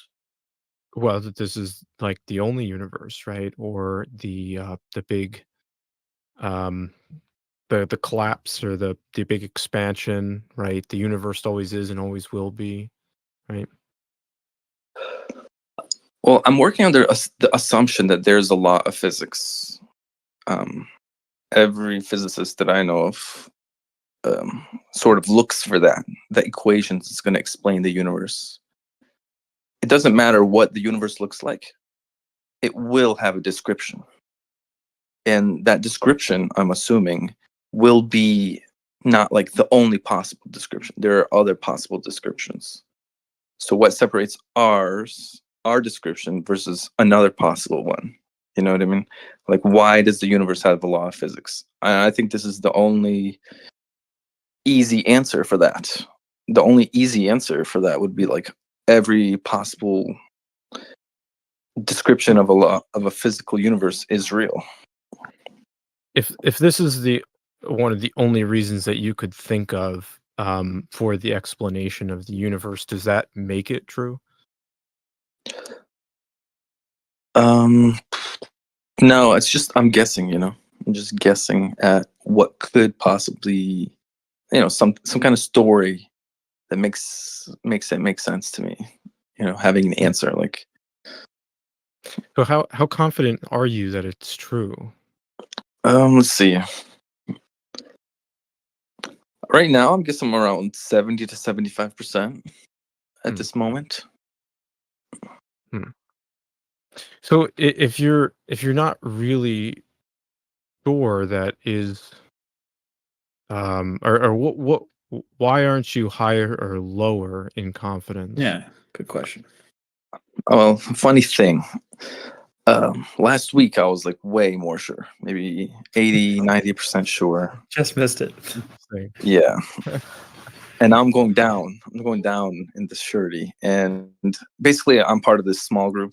All my family's Christian and all my friends are Christian. I'm the only atheist, but I go to their events, and we've been having these small groups at Dunkin' Donuts, and whenever I go there, it seems like spooky things happen, spooky things, like you run into somebody and then that person talks to another person, and like what they call it is serendipitous occasions fortuitously transpiring.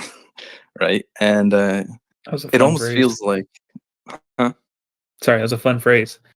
Yeah, SOFT. It's an acronym. There's one guy in our group that always makes up acronyms for everything. So like 20% of me now is like feeling with all this spooky stuff happening at the small group with the Christian stuff. It's just making me a little bit less sure in my scientific, rational, whatever explanation for everything. So spooky stuff has been happening, and that reduced your confidence that the multiverse is true? Yeah. I mean, I live in a community where everybody believes in God, and I'm the only one who doesn't. You know what I mean? I'm the outcast. So, Interesting. of course, yeah. I'm kind of inclined to kind of explore that a little bit more. Okay. Yeah, if you don't mind. Sure, let's do it. Yeah. So what about things being spooky makes you think that the multiverse isn't true?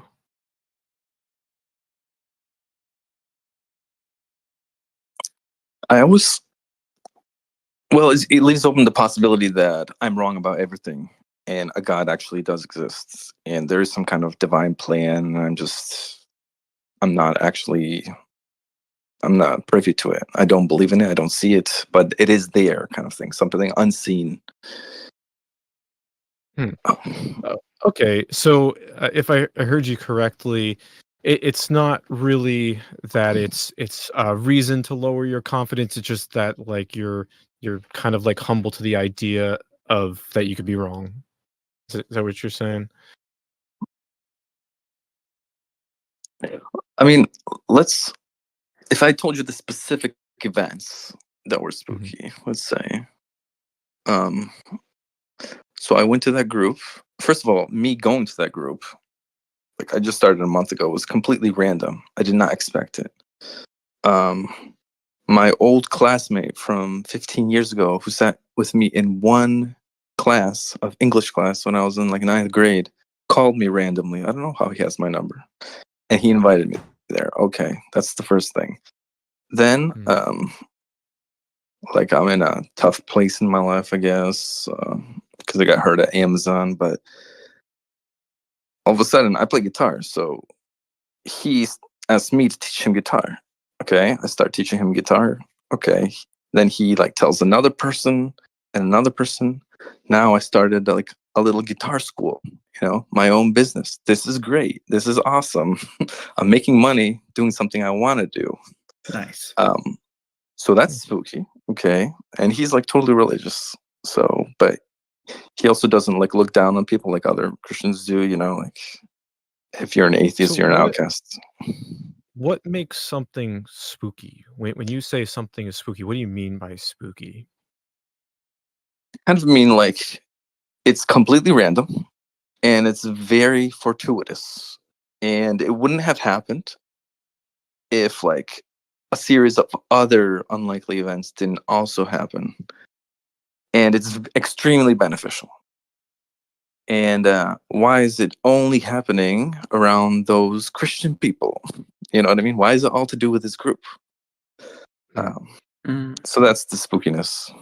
If that had if you had met an atheist at the Dunkin' Donuts and he invited you to just a Dungeons and Dragons night, and then turns out you went to school with one of them and they wanted you to learn guitar, and then they introduced you to more people for you to teach guitar, and you got all these clients from that.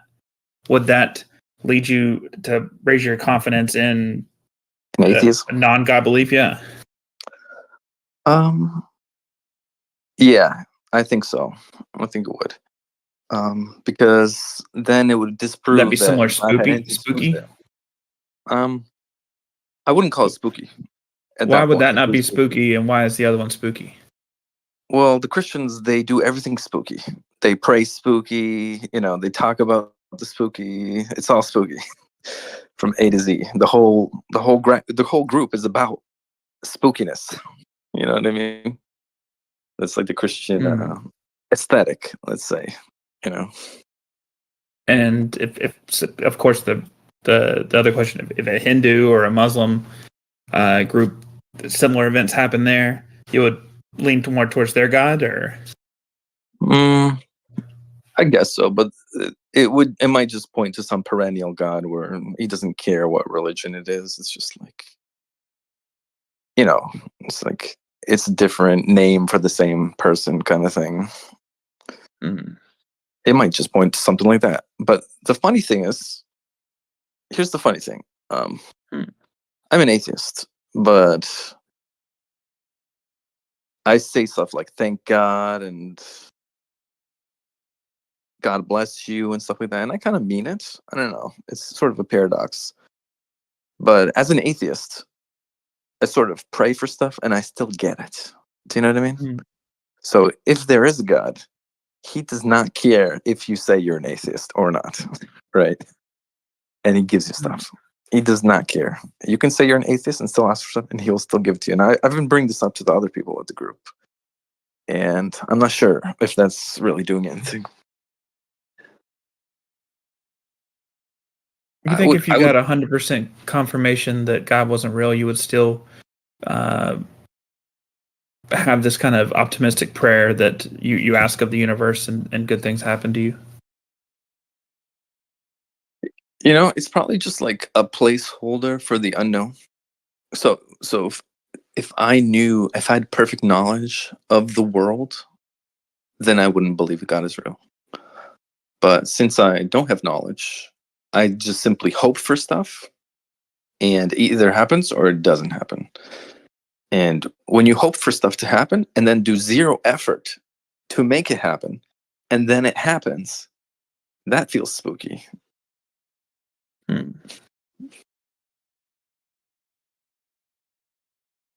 Okay. Yeah.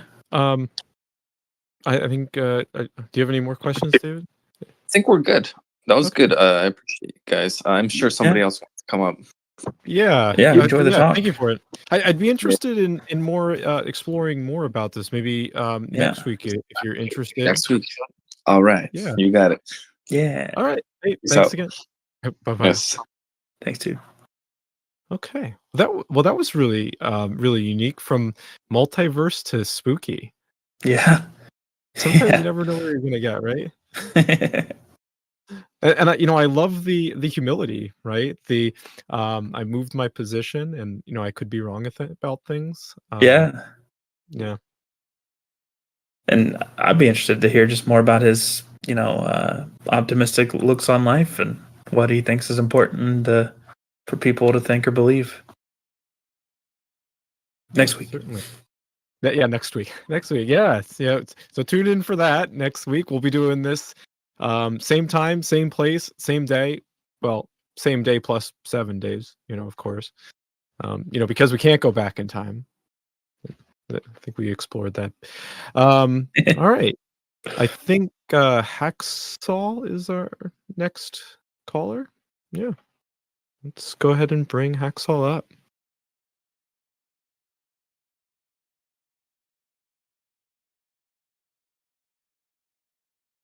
Yo, what's up? Hey. How are you doing? Hello, I'm doing well. Is my mic all good? Yeah, it sounds Yeah. good. Like your Okay. icon too.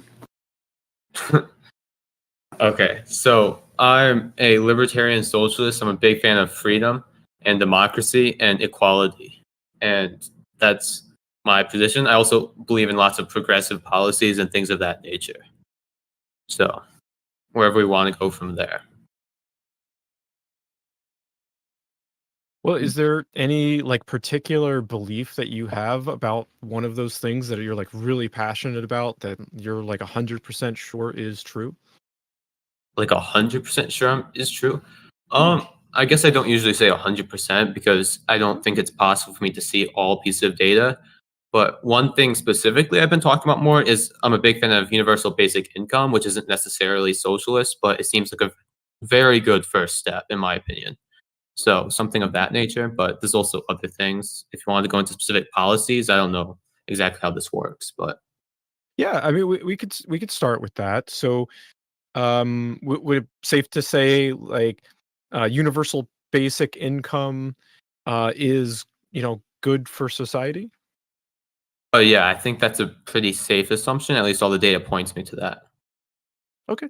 Could you you want to tell me a little bit more what a universal basic income looks like to you? Yeah, so I mean, I think there's a few things that to me specifically stand out, and I was looking through lots of things. It seemed to me that the data kept saying that not only does it do it the opposite of what conservatives thinks, but it's so beneficial because they always assume that universal basic income means people will just stop working.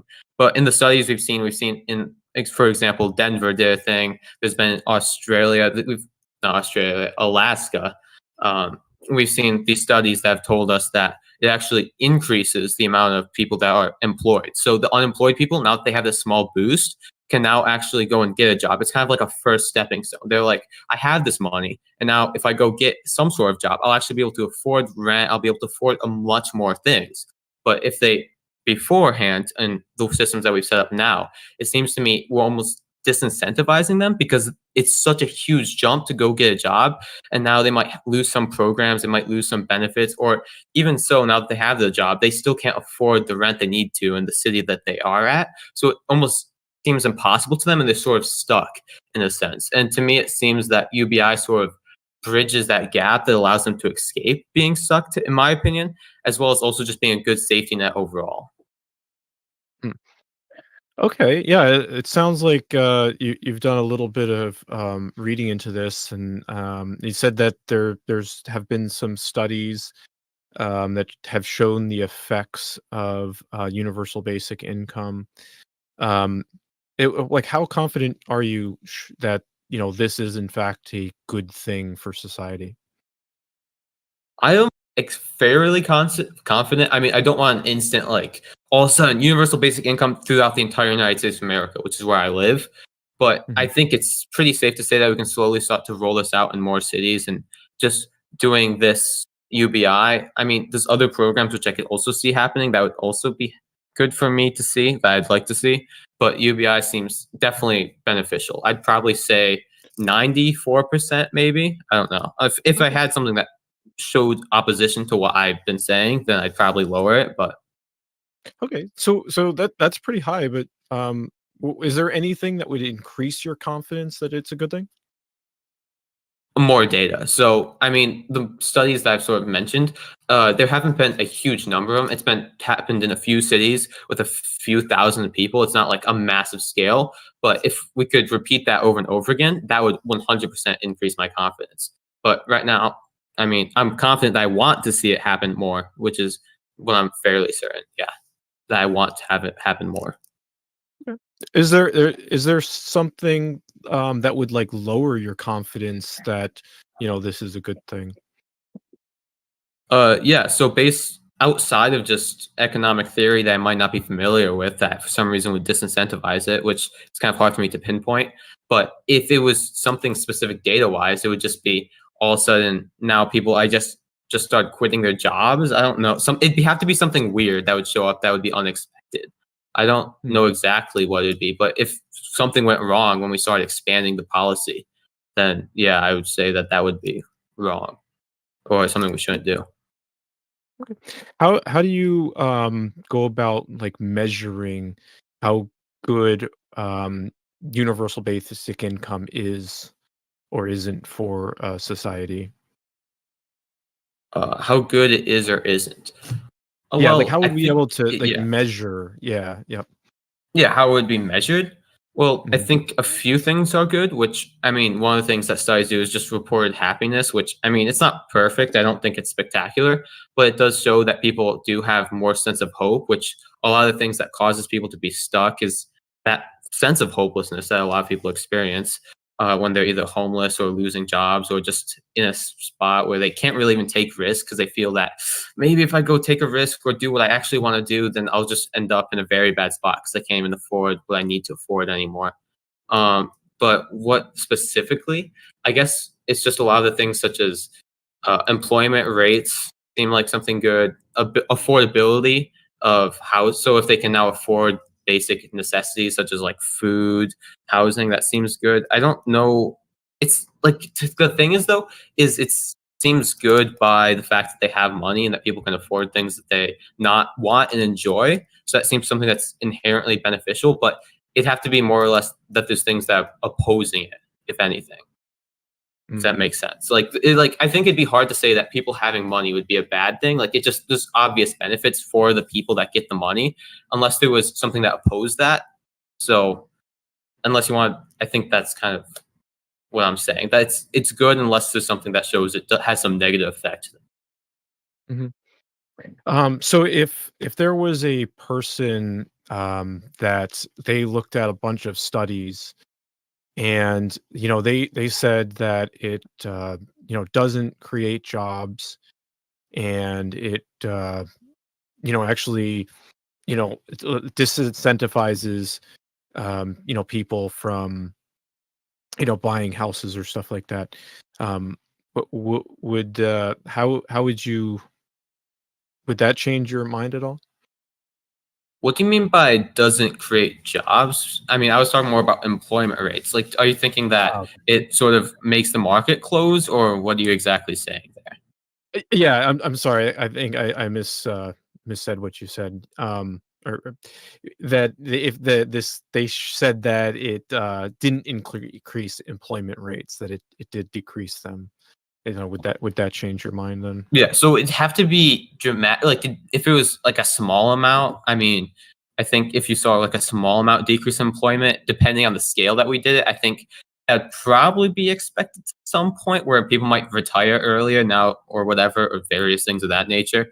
And I don't think that's an issue because I said before, I'm a big fan of freedom. And if people have the freedom to not go and work, I think that would also probably raise wages once people have the freedom to possibly not work if the jobs just don't pay them enough.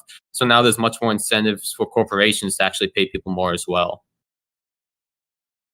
Okay. But Someone who Yeah. may disagree with this, what do you think their best reason for not being in support of this is? I think a lot of it is just their intuitions. A lot of people that would disagree with this have intuitive sense that's going to end up badly somehow. And also, I think there's a general distrust of the government. And as someone that, like, I mean, I call myself a libertarian because I'm a big fan of like libertarian ideas and ideals. But at the same time, I can still recognize that there's policies that seem to increase freedom rather than restrict it. I might look at the need for the UBI and increase tax rates. They might say that somehow these tax rates will trickle down, like they propose trickle down economics, which is insane to me. But I mean, I guess some people might still have that idea, and it's been around for a while. And I mean, major Republican politicians still push it. So it seems to me that it's a lot of these fallacious ideas they might have or previous intents and concepts that they hold that cause them to be against it. That's, yeah.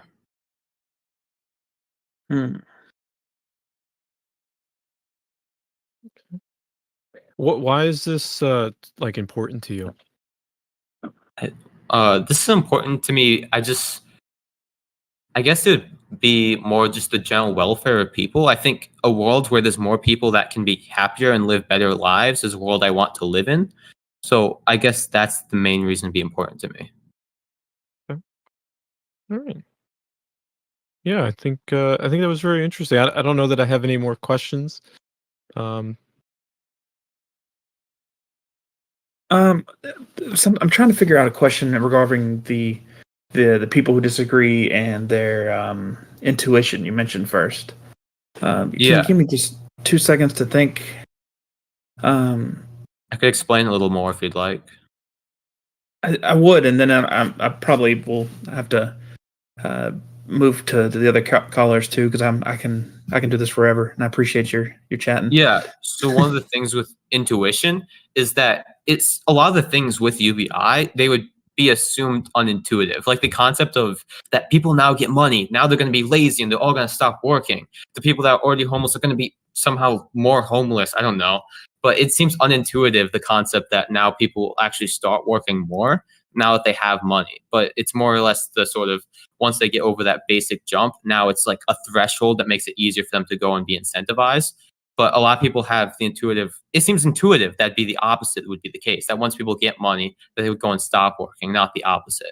So that's one of the intuitions that I'm sort of talking about. And then also the other things I mentioned before. Well, why don't you hold that intuition? Because it's not supported by data, I guess. Like, it's like an intuition is generally things that aren't necessarily supported by data, but just feelings that people have. All right, I'm going to think on that. Cool. I appreciate you. Yeah. Yeah, it was cool chatting with you. Yeah, You thank too. you very much. I appreciate it. Yeah, we'd be interested in possibly exploring some more things next week. If you want to join us too, then maybe we can get a little bit deeper into other stuff. Yeah, it'd be cool. All right. Well, thank you. Enjoy the rest of your evening or whatever time of day it is for you. Yeah, you too. Okay. Okay. Well, that was interesting. Yeah, Nice person. passionate person trying to do good for the world. I can get behind it. Yeah, I can Don't know totally the get behind answers, it. but I can get behind it. Yeah, how I guess we'd have to really read a lot of studies to really find out one way or another. And there's a Mhm. lot of different like metrics we could use to like measure how good something is or isn't for society, right? Yeah, that there is a lot to democratically choose in that almost. I did. But, I mean, we call the other guy back up, who's the realist, and I mean, he could probably tell us the. Sorry, a little bit of. I mean, but any realist, really, like that's the whole point of this whole situation. Is it's hard to. We all have kind of different vantage points and presuppositions, and we got to figure out how to talk to each other and come to these conclusions that doesn't result in just trying to destroy each other. Yeah, yeah, exactly. And it would almost be interesting to have somebody that had the opposite view come up and kind of do the essay on somebody, that didn't believe in universal basic income and hear their thoughts and reasons so that maybe we could, really be able to better understand, both sides of the argument, right? Because maybe the metrics that I'm using, the way that I'm measuring what is good for society might be different from what they're measuring is good for society. And then like how do we determine which one is better or which one is good, right? Mm-hmm. Yeah. Big questions. Yeah. Alrighty. Well, we got one more caller here that we'll do before we wrap up the end of the show. So I mean we're already past time, but I'm happy to keep going for one more.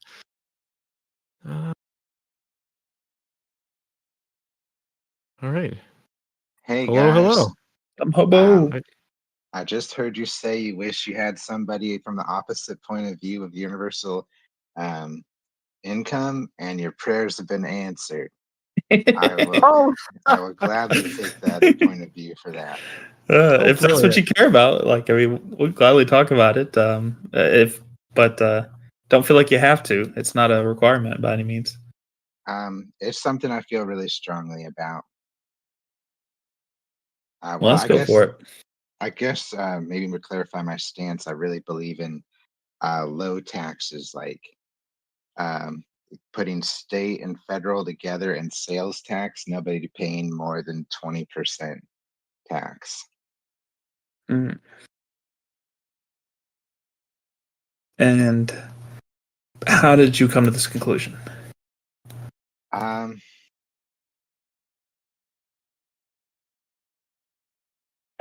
well, I used to be somebody who like I donated plasma and like I'd get like 550 a month from that, and my rent was only 450.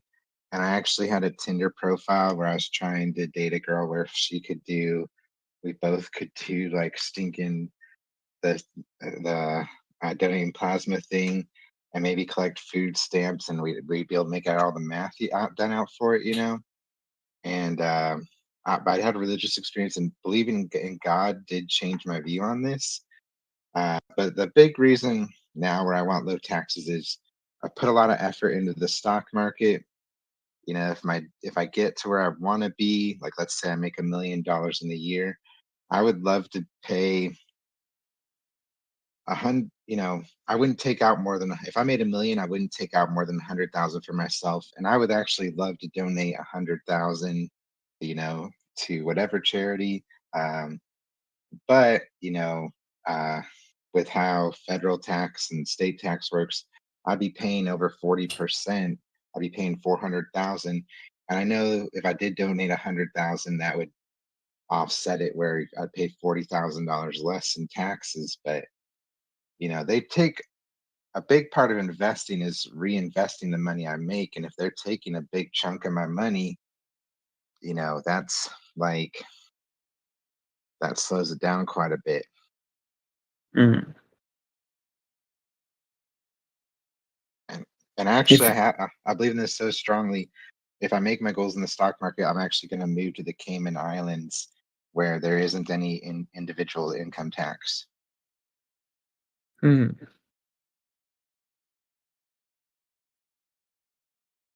If you were presented a reasonable reason for the tax levels that are currently here, the ones that you're opposed to in this situation, that seem to your understanding and to your desire, check off as many useful boxes as possible. Do you think it would change your mind? It really could. And I it's been a while since I've looked it up. I tried to see like um, the breakdown for U.S. spending, but I've seen so many different contradicting information to where I'm not, because some might show like, oh, 80% of our spending is military, whereas another one might show 80% of our spending is social security. How do you filter through all that kind of information? How do you sort through interpretation and news and fake news and stuff? Well, on the particular topic of taxes, I've just given up looking up, but in terms of news, I try to see, like if I'm watching something on the news, I try to see what they offer as proof. Like, do they have video footage of something? Because if they just have like a few first-hand witnesses or second-hand witnesses, I don't believe it. But um, if there's a footage or something, then I take it more seriously. Mhm.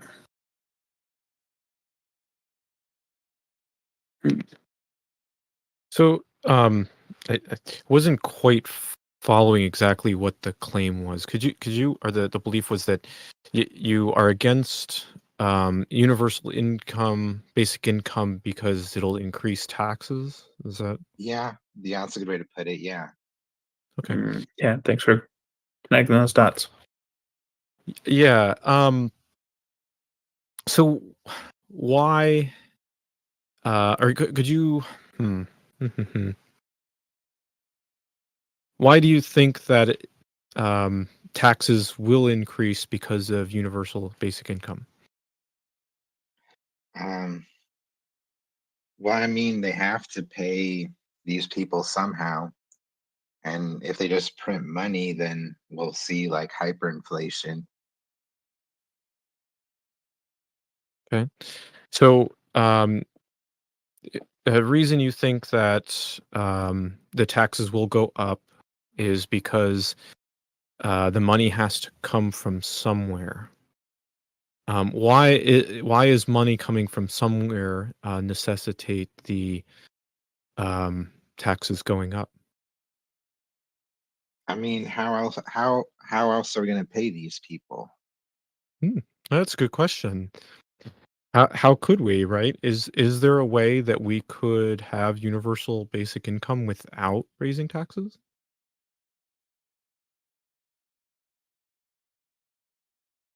I mean, yeah, the only other thought I have is just printing money, but that's just going to lead to hyperinflation. I mean, we could try to get another country to pay these people, like how Trump said Mexico will pay for the wall. Okay. So, what I heard, and correct me if I'm wrong, is you have you've thought about this and you've came up with these two possible explanations of how where the money could come up from uh, for universal basic income. But you're not really sure where any other money could come from, right? Right. Do you think there could be other ways that the money could come up, or that you could be mistaken about those needing to happen to have UBI? I mean, well, I guess different alternative to UBI, I believe, could be a charity. Um, Hmm. like I think, that I don't know. Well, I actually saw a charity the other day called Frontline Housing, where it actually uh, gets people into either houses or apartments. You know, people who are either living on the street. They focus on families. Either they're living on the street or bouncing between hotels. They have ways to help get people on their feet. I would much rather give money to something like that than Mhm. be taxed higher. Oh, interesting. Isn't the money leaving your hands in either way? Yeah, in this one though, I'm choosing where the money goes. Uh, so I get to choose that. Okay, this is housing, and there's actually websites that investigate charities and see like how much money actually makes it to people who need it, or like, you know, if they might show, okay, Frontline Housing took in X amount of dollars and they housed X amount of people. So you're saying you value transparency of, and or the ability to know where your money goes. Yeah. Why is it important to only help in that regard? Um, I mean, I'll say this, like, before I had these beliefs, I was on food stamps for a while. When I didn't exactly need it, like, I did kind of need it, but I didn't have to have it. And so, because of that experience, I see it as like, I mean, the same problem could happen with charities. There could be people who don't need a charity, but they take money from it anyway. But um, I personally, this one's something I need to research on my own. But I personally think charities help more people than the government. But that, see, I don't have a lot of like numbers to back that up yet. Hmm. But I just want to acknowledge that I appreciate your honesty there, Mhm. about like being aware that you don't quite have the numbers to back that view. And yeah, because like I mean I genuinely don't know about this. And you know, how could we go about finding out you know, that information? Yeah.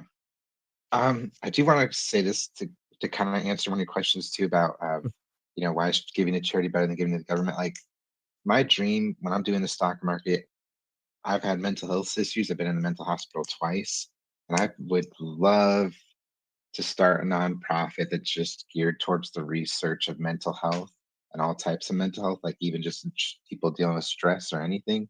Yeah. And you know, the more I get taxed, the less money I'll have to start that nonprofit. Hmm. Interesting. If money were to from taxes were to go from such an organization, or were to find out that some tax money does go towards some sort of an organization that does that, would that change your mind about, you know, taxes going up being bad? No, because I don't Mm. think people, I wouldn't like the idea of the government. If obviously, if I started this nonprofit and the government gave my nonprofit money, I would take it. You know, I'd be like, all right, here's for the nonprofit. But I would actively speak against it because I believe that people should be able to choose to give to the nonprofit rather than it being forcibly taken. Hmm. Why is it bad for taxes to go up? Well, um, seeing this one isn't one I have numbers to back up either, but I had a history teacher say that with the higher taxes are, tax revenue actually goes down. Uh, but see, like I'm just going off something my history teacher said. Like I need to look into that Hmm. and see if the numbers Yeah, back it up. yeah, I like that. That's a good answer. I think I'm gonna leave it there. I think that would be I think that's very interesting. Like um yeah, like being willing to look into finding out the information you need to come to that conclusion, right?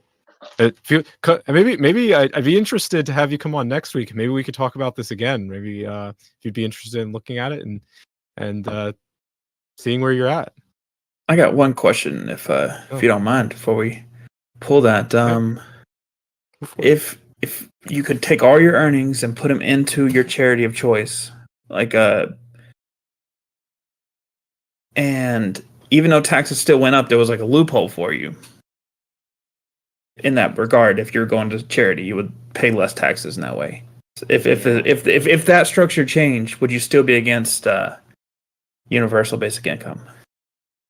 Oh, well, yeah. So like, let's say I made $1 million and they said if I give 400,000 to charity instead, and they found a way to make universal income without, if I have that loophole that just like, instead of giving taxes, all that money goes to charity, and and universal income was a thing, I'd be completely cool with it. It's like, all right, like they got this thing going and I'm able to take the money and put it to my charities of choice instead.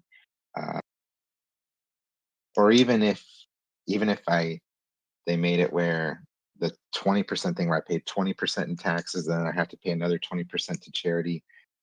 I mean, I wouldn't be complaining about universal basic income at that point. Yeah, this is what I have down from our conversation. Look up tax revenue and are charities more effective than the government at helping people?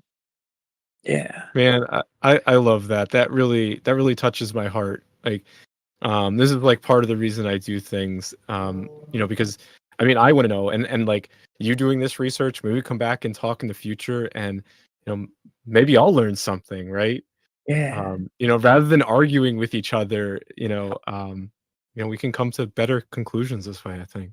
Yeah. Yeah, So absolutely, thank dude. you. I really believe epistemology can help the world. Yeah. I think you That's guys are true. helping the world too. Thank you guys. Oh, Appreciate thank you. Appreciate it, man. All right, I'm gonna DM you a message, and then maybe we'll catch up next week. All right, sweet. Thank you. Take care, guys. Bye bye. Enjoy the rest of your See day. ya. Wow, that was fantastic. That was wonderful. I I love liked it. Yeah. So great. Yeah, well, thank you everybody who joined us, watching us. Thanks for those who participated. Thanks for all of the people that helped me prepare for this, and David for coming at the last minute, finding somebody to watch your kids for you. It was beautiful. Make sure you guys check the event at the top of the Politics Discord. We'll be here next week, same day, same time. There's also the Street Epistemology Discord server where you can come talk with us. I'm in there basically every day. There is also Navigating Beliefs, which is a free course on how to do this, right? How to question people about their epistemology and figure out why they know or how they know what they know. Yeah. All right. Well, any last words, David? No, really appreciate the opportunity. Great times, great chats. Hope to talk to all these people again sometime.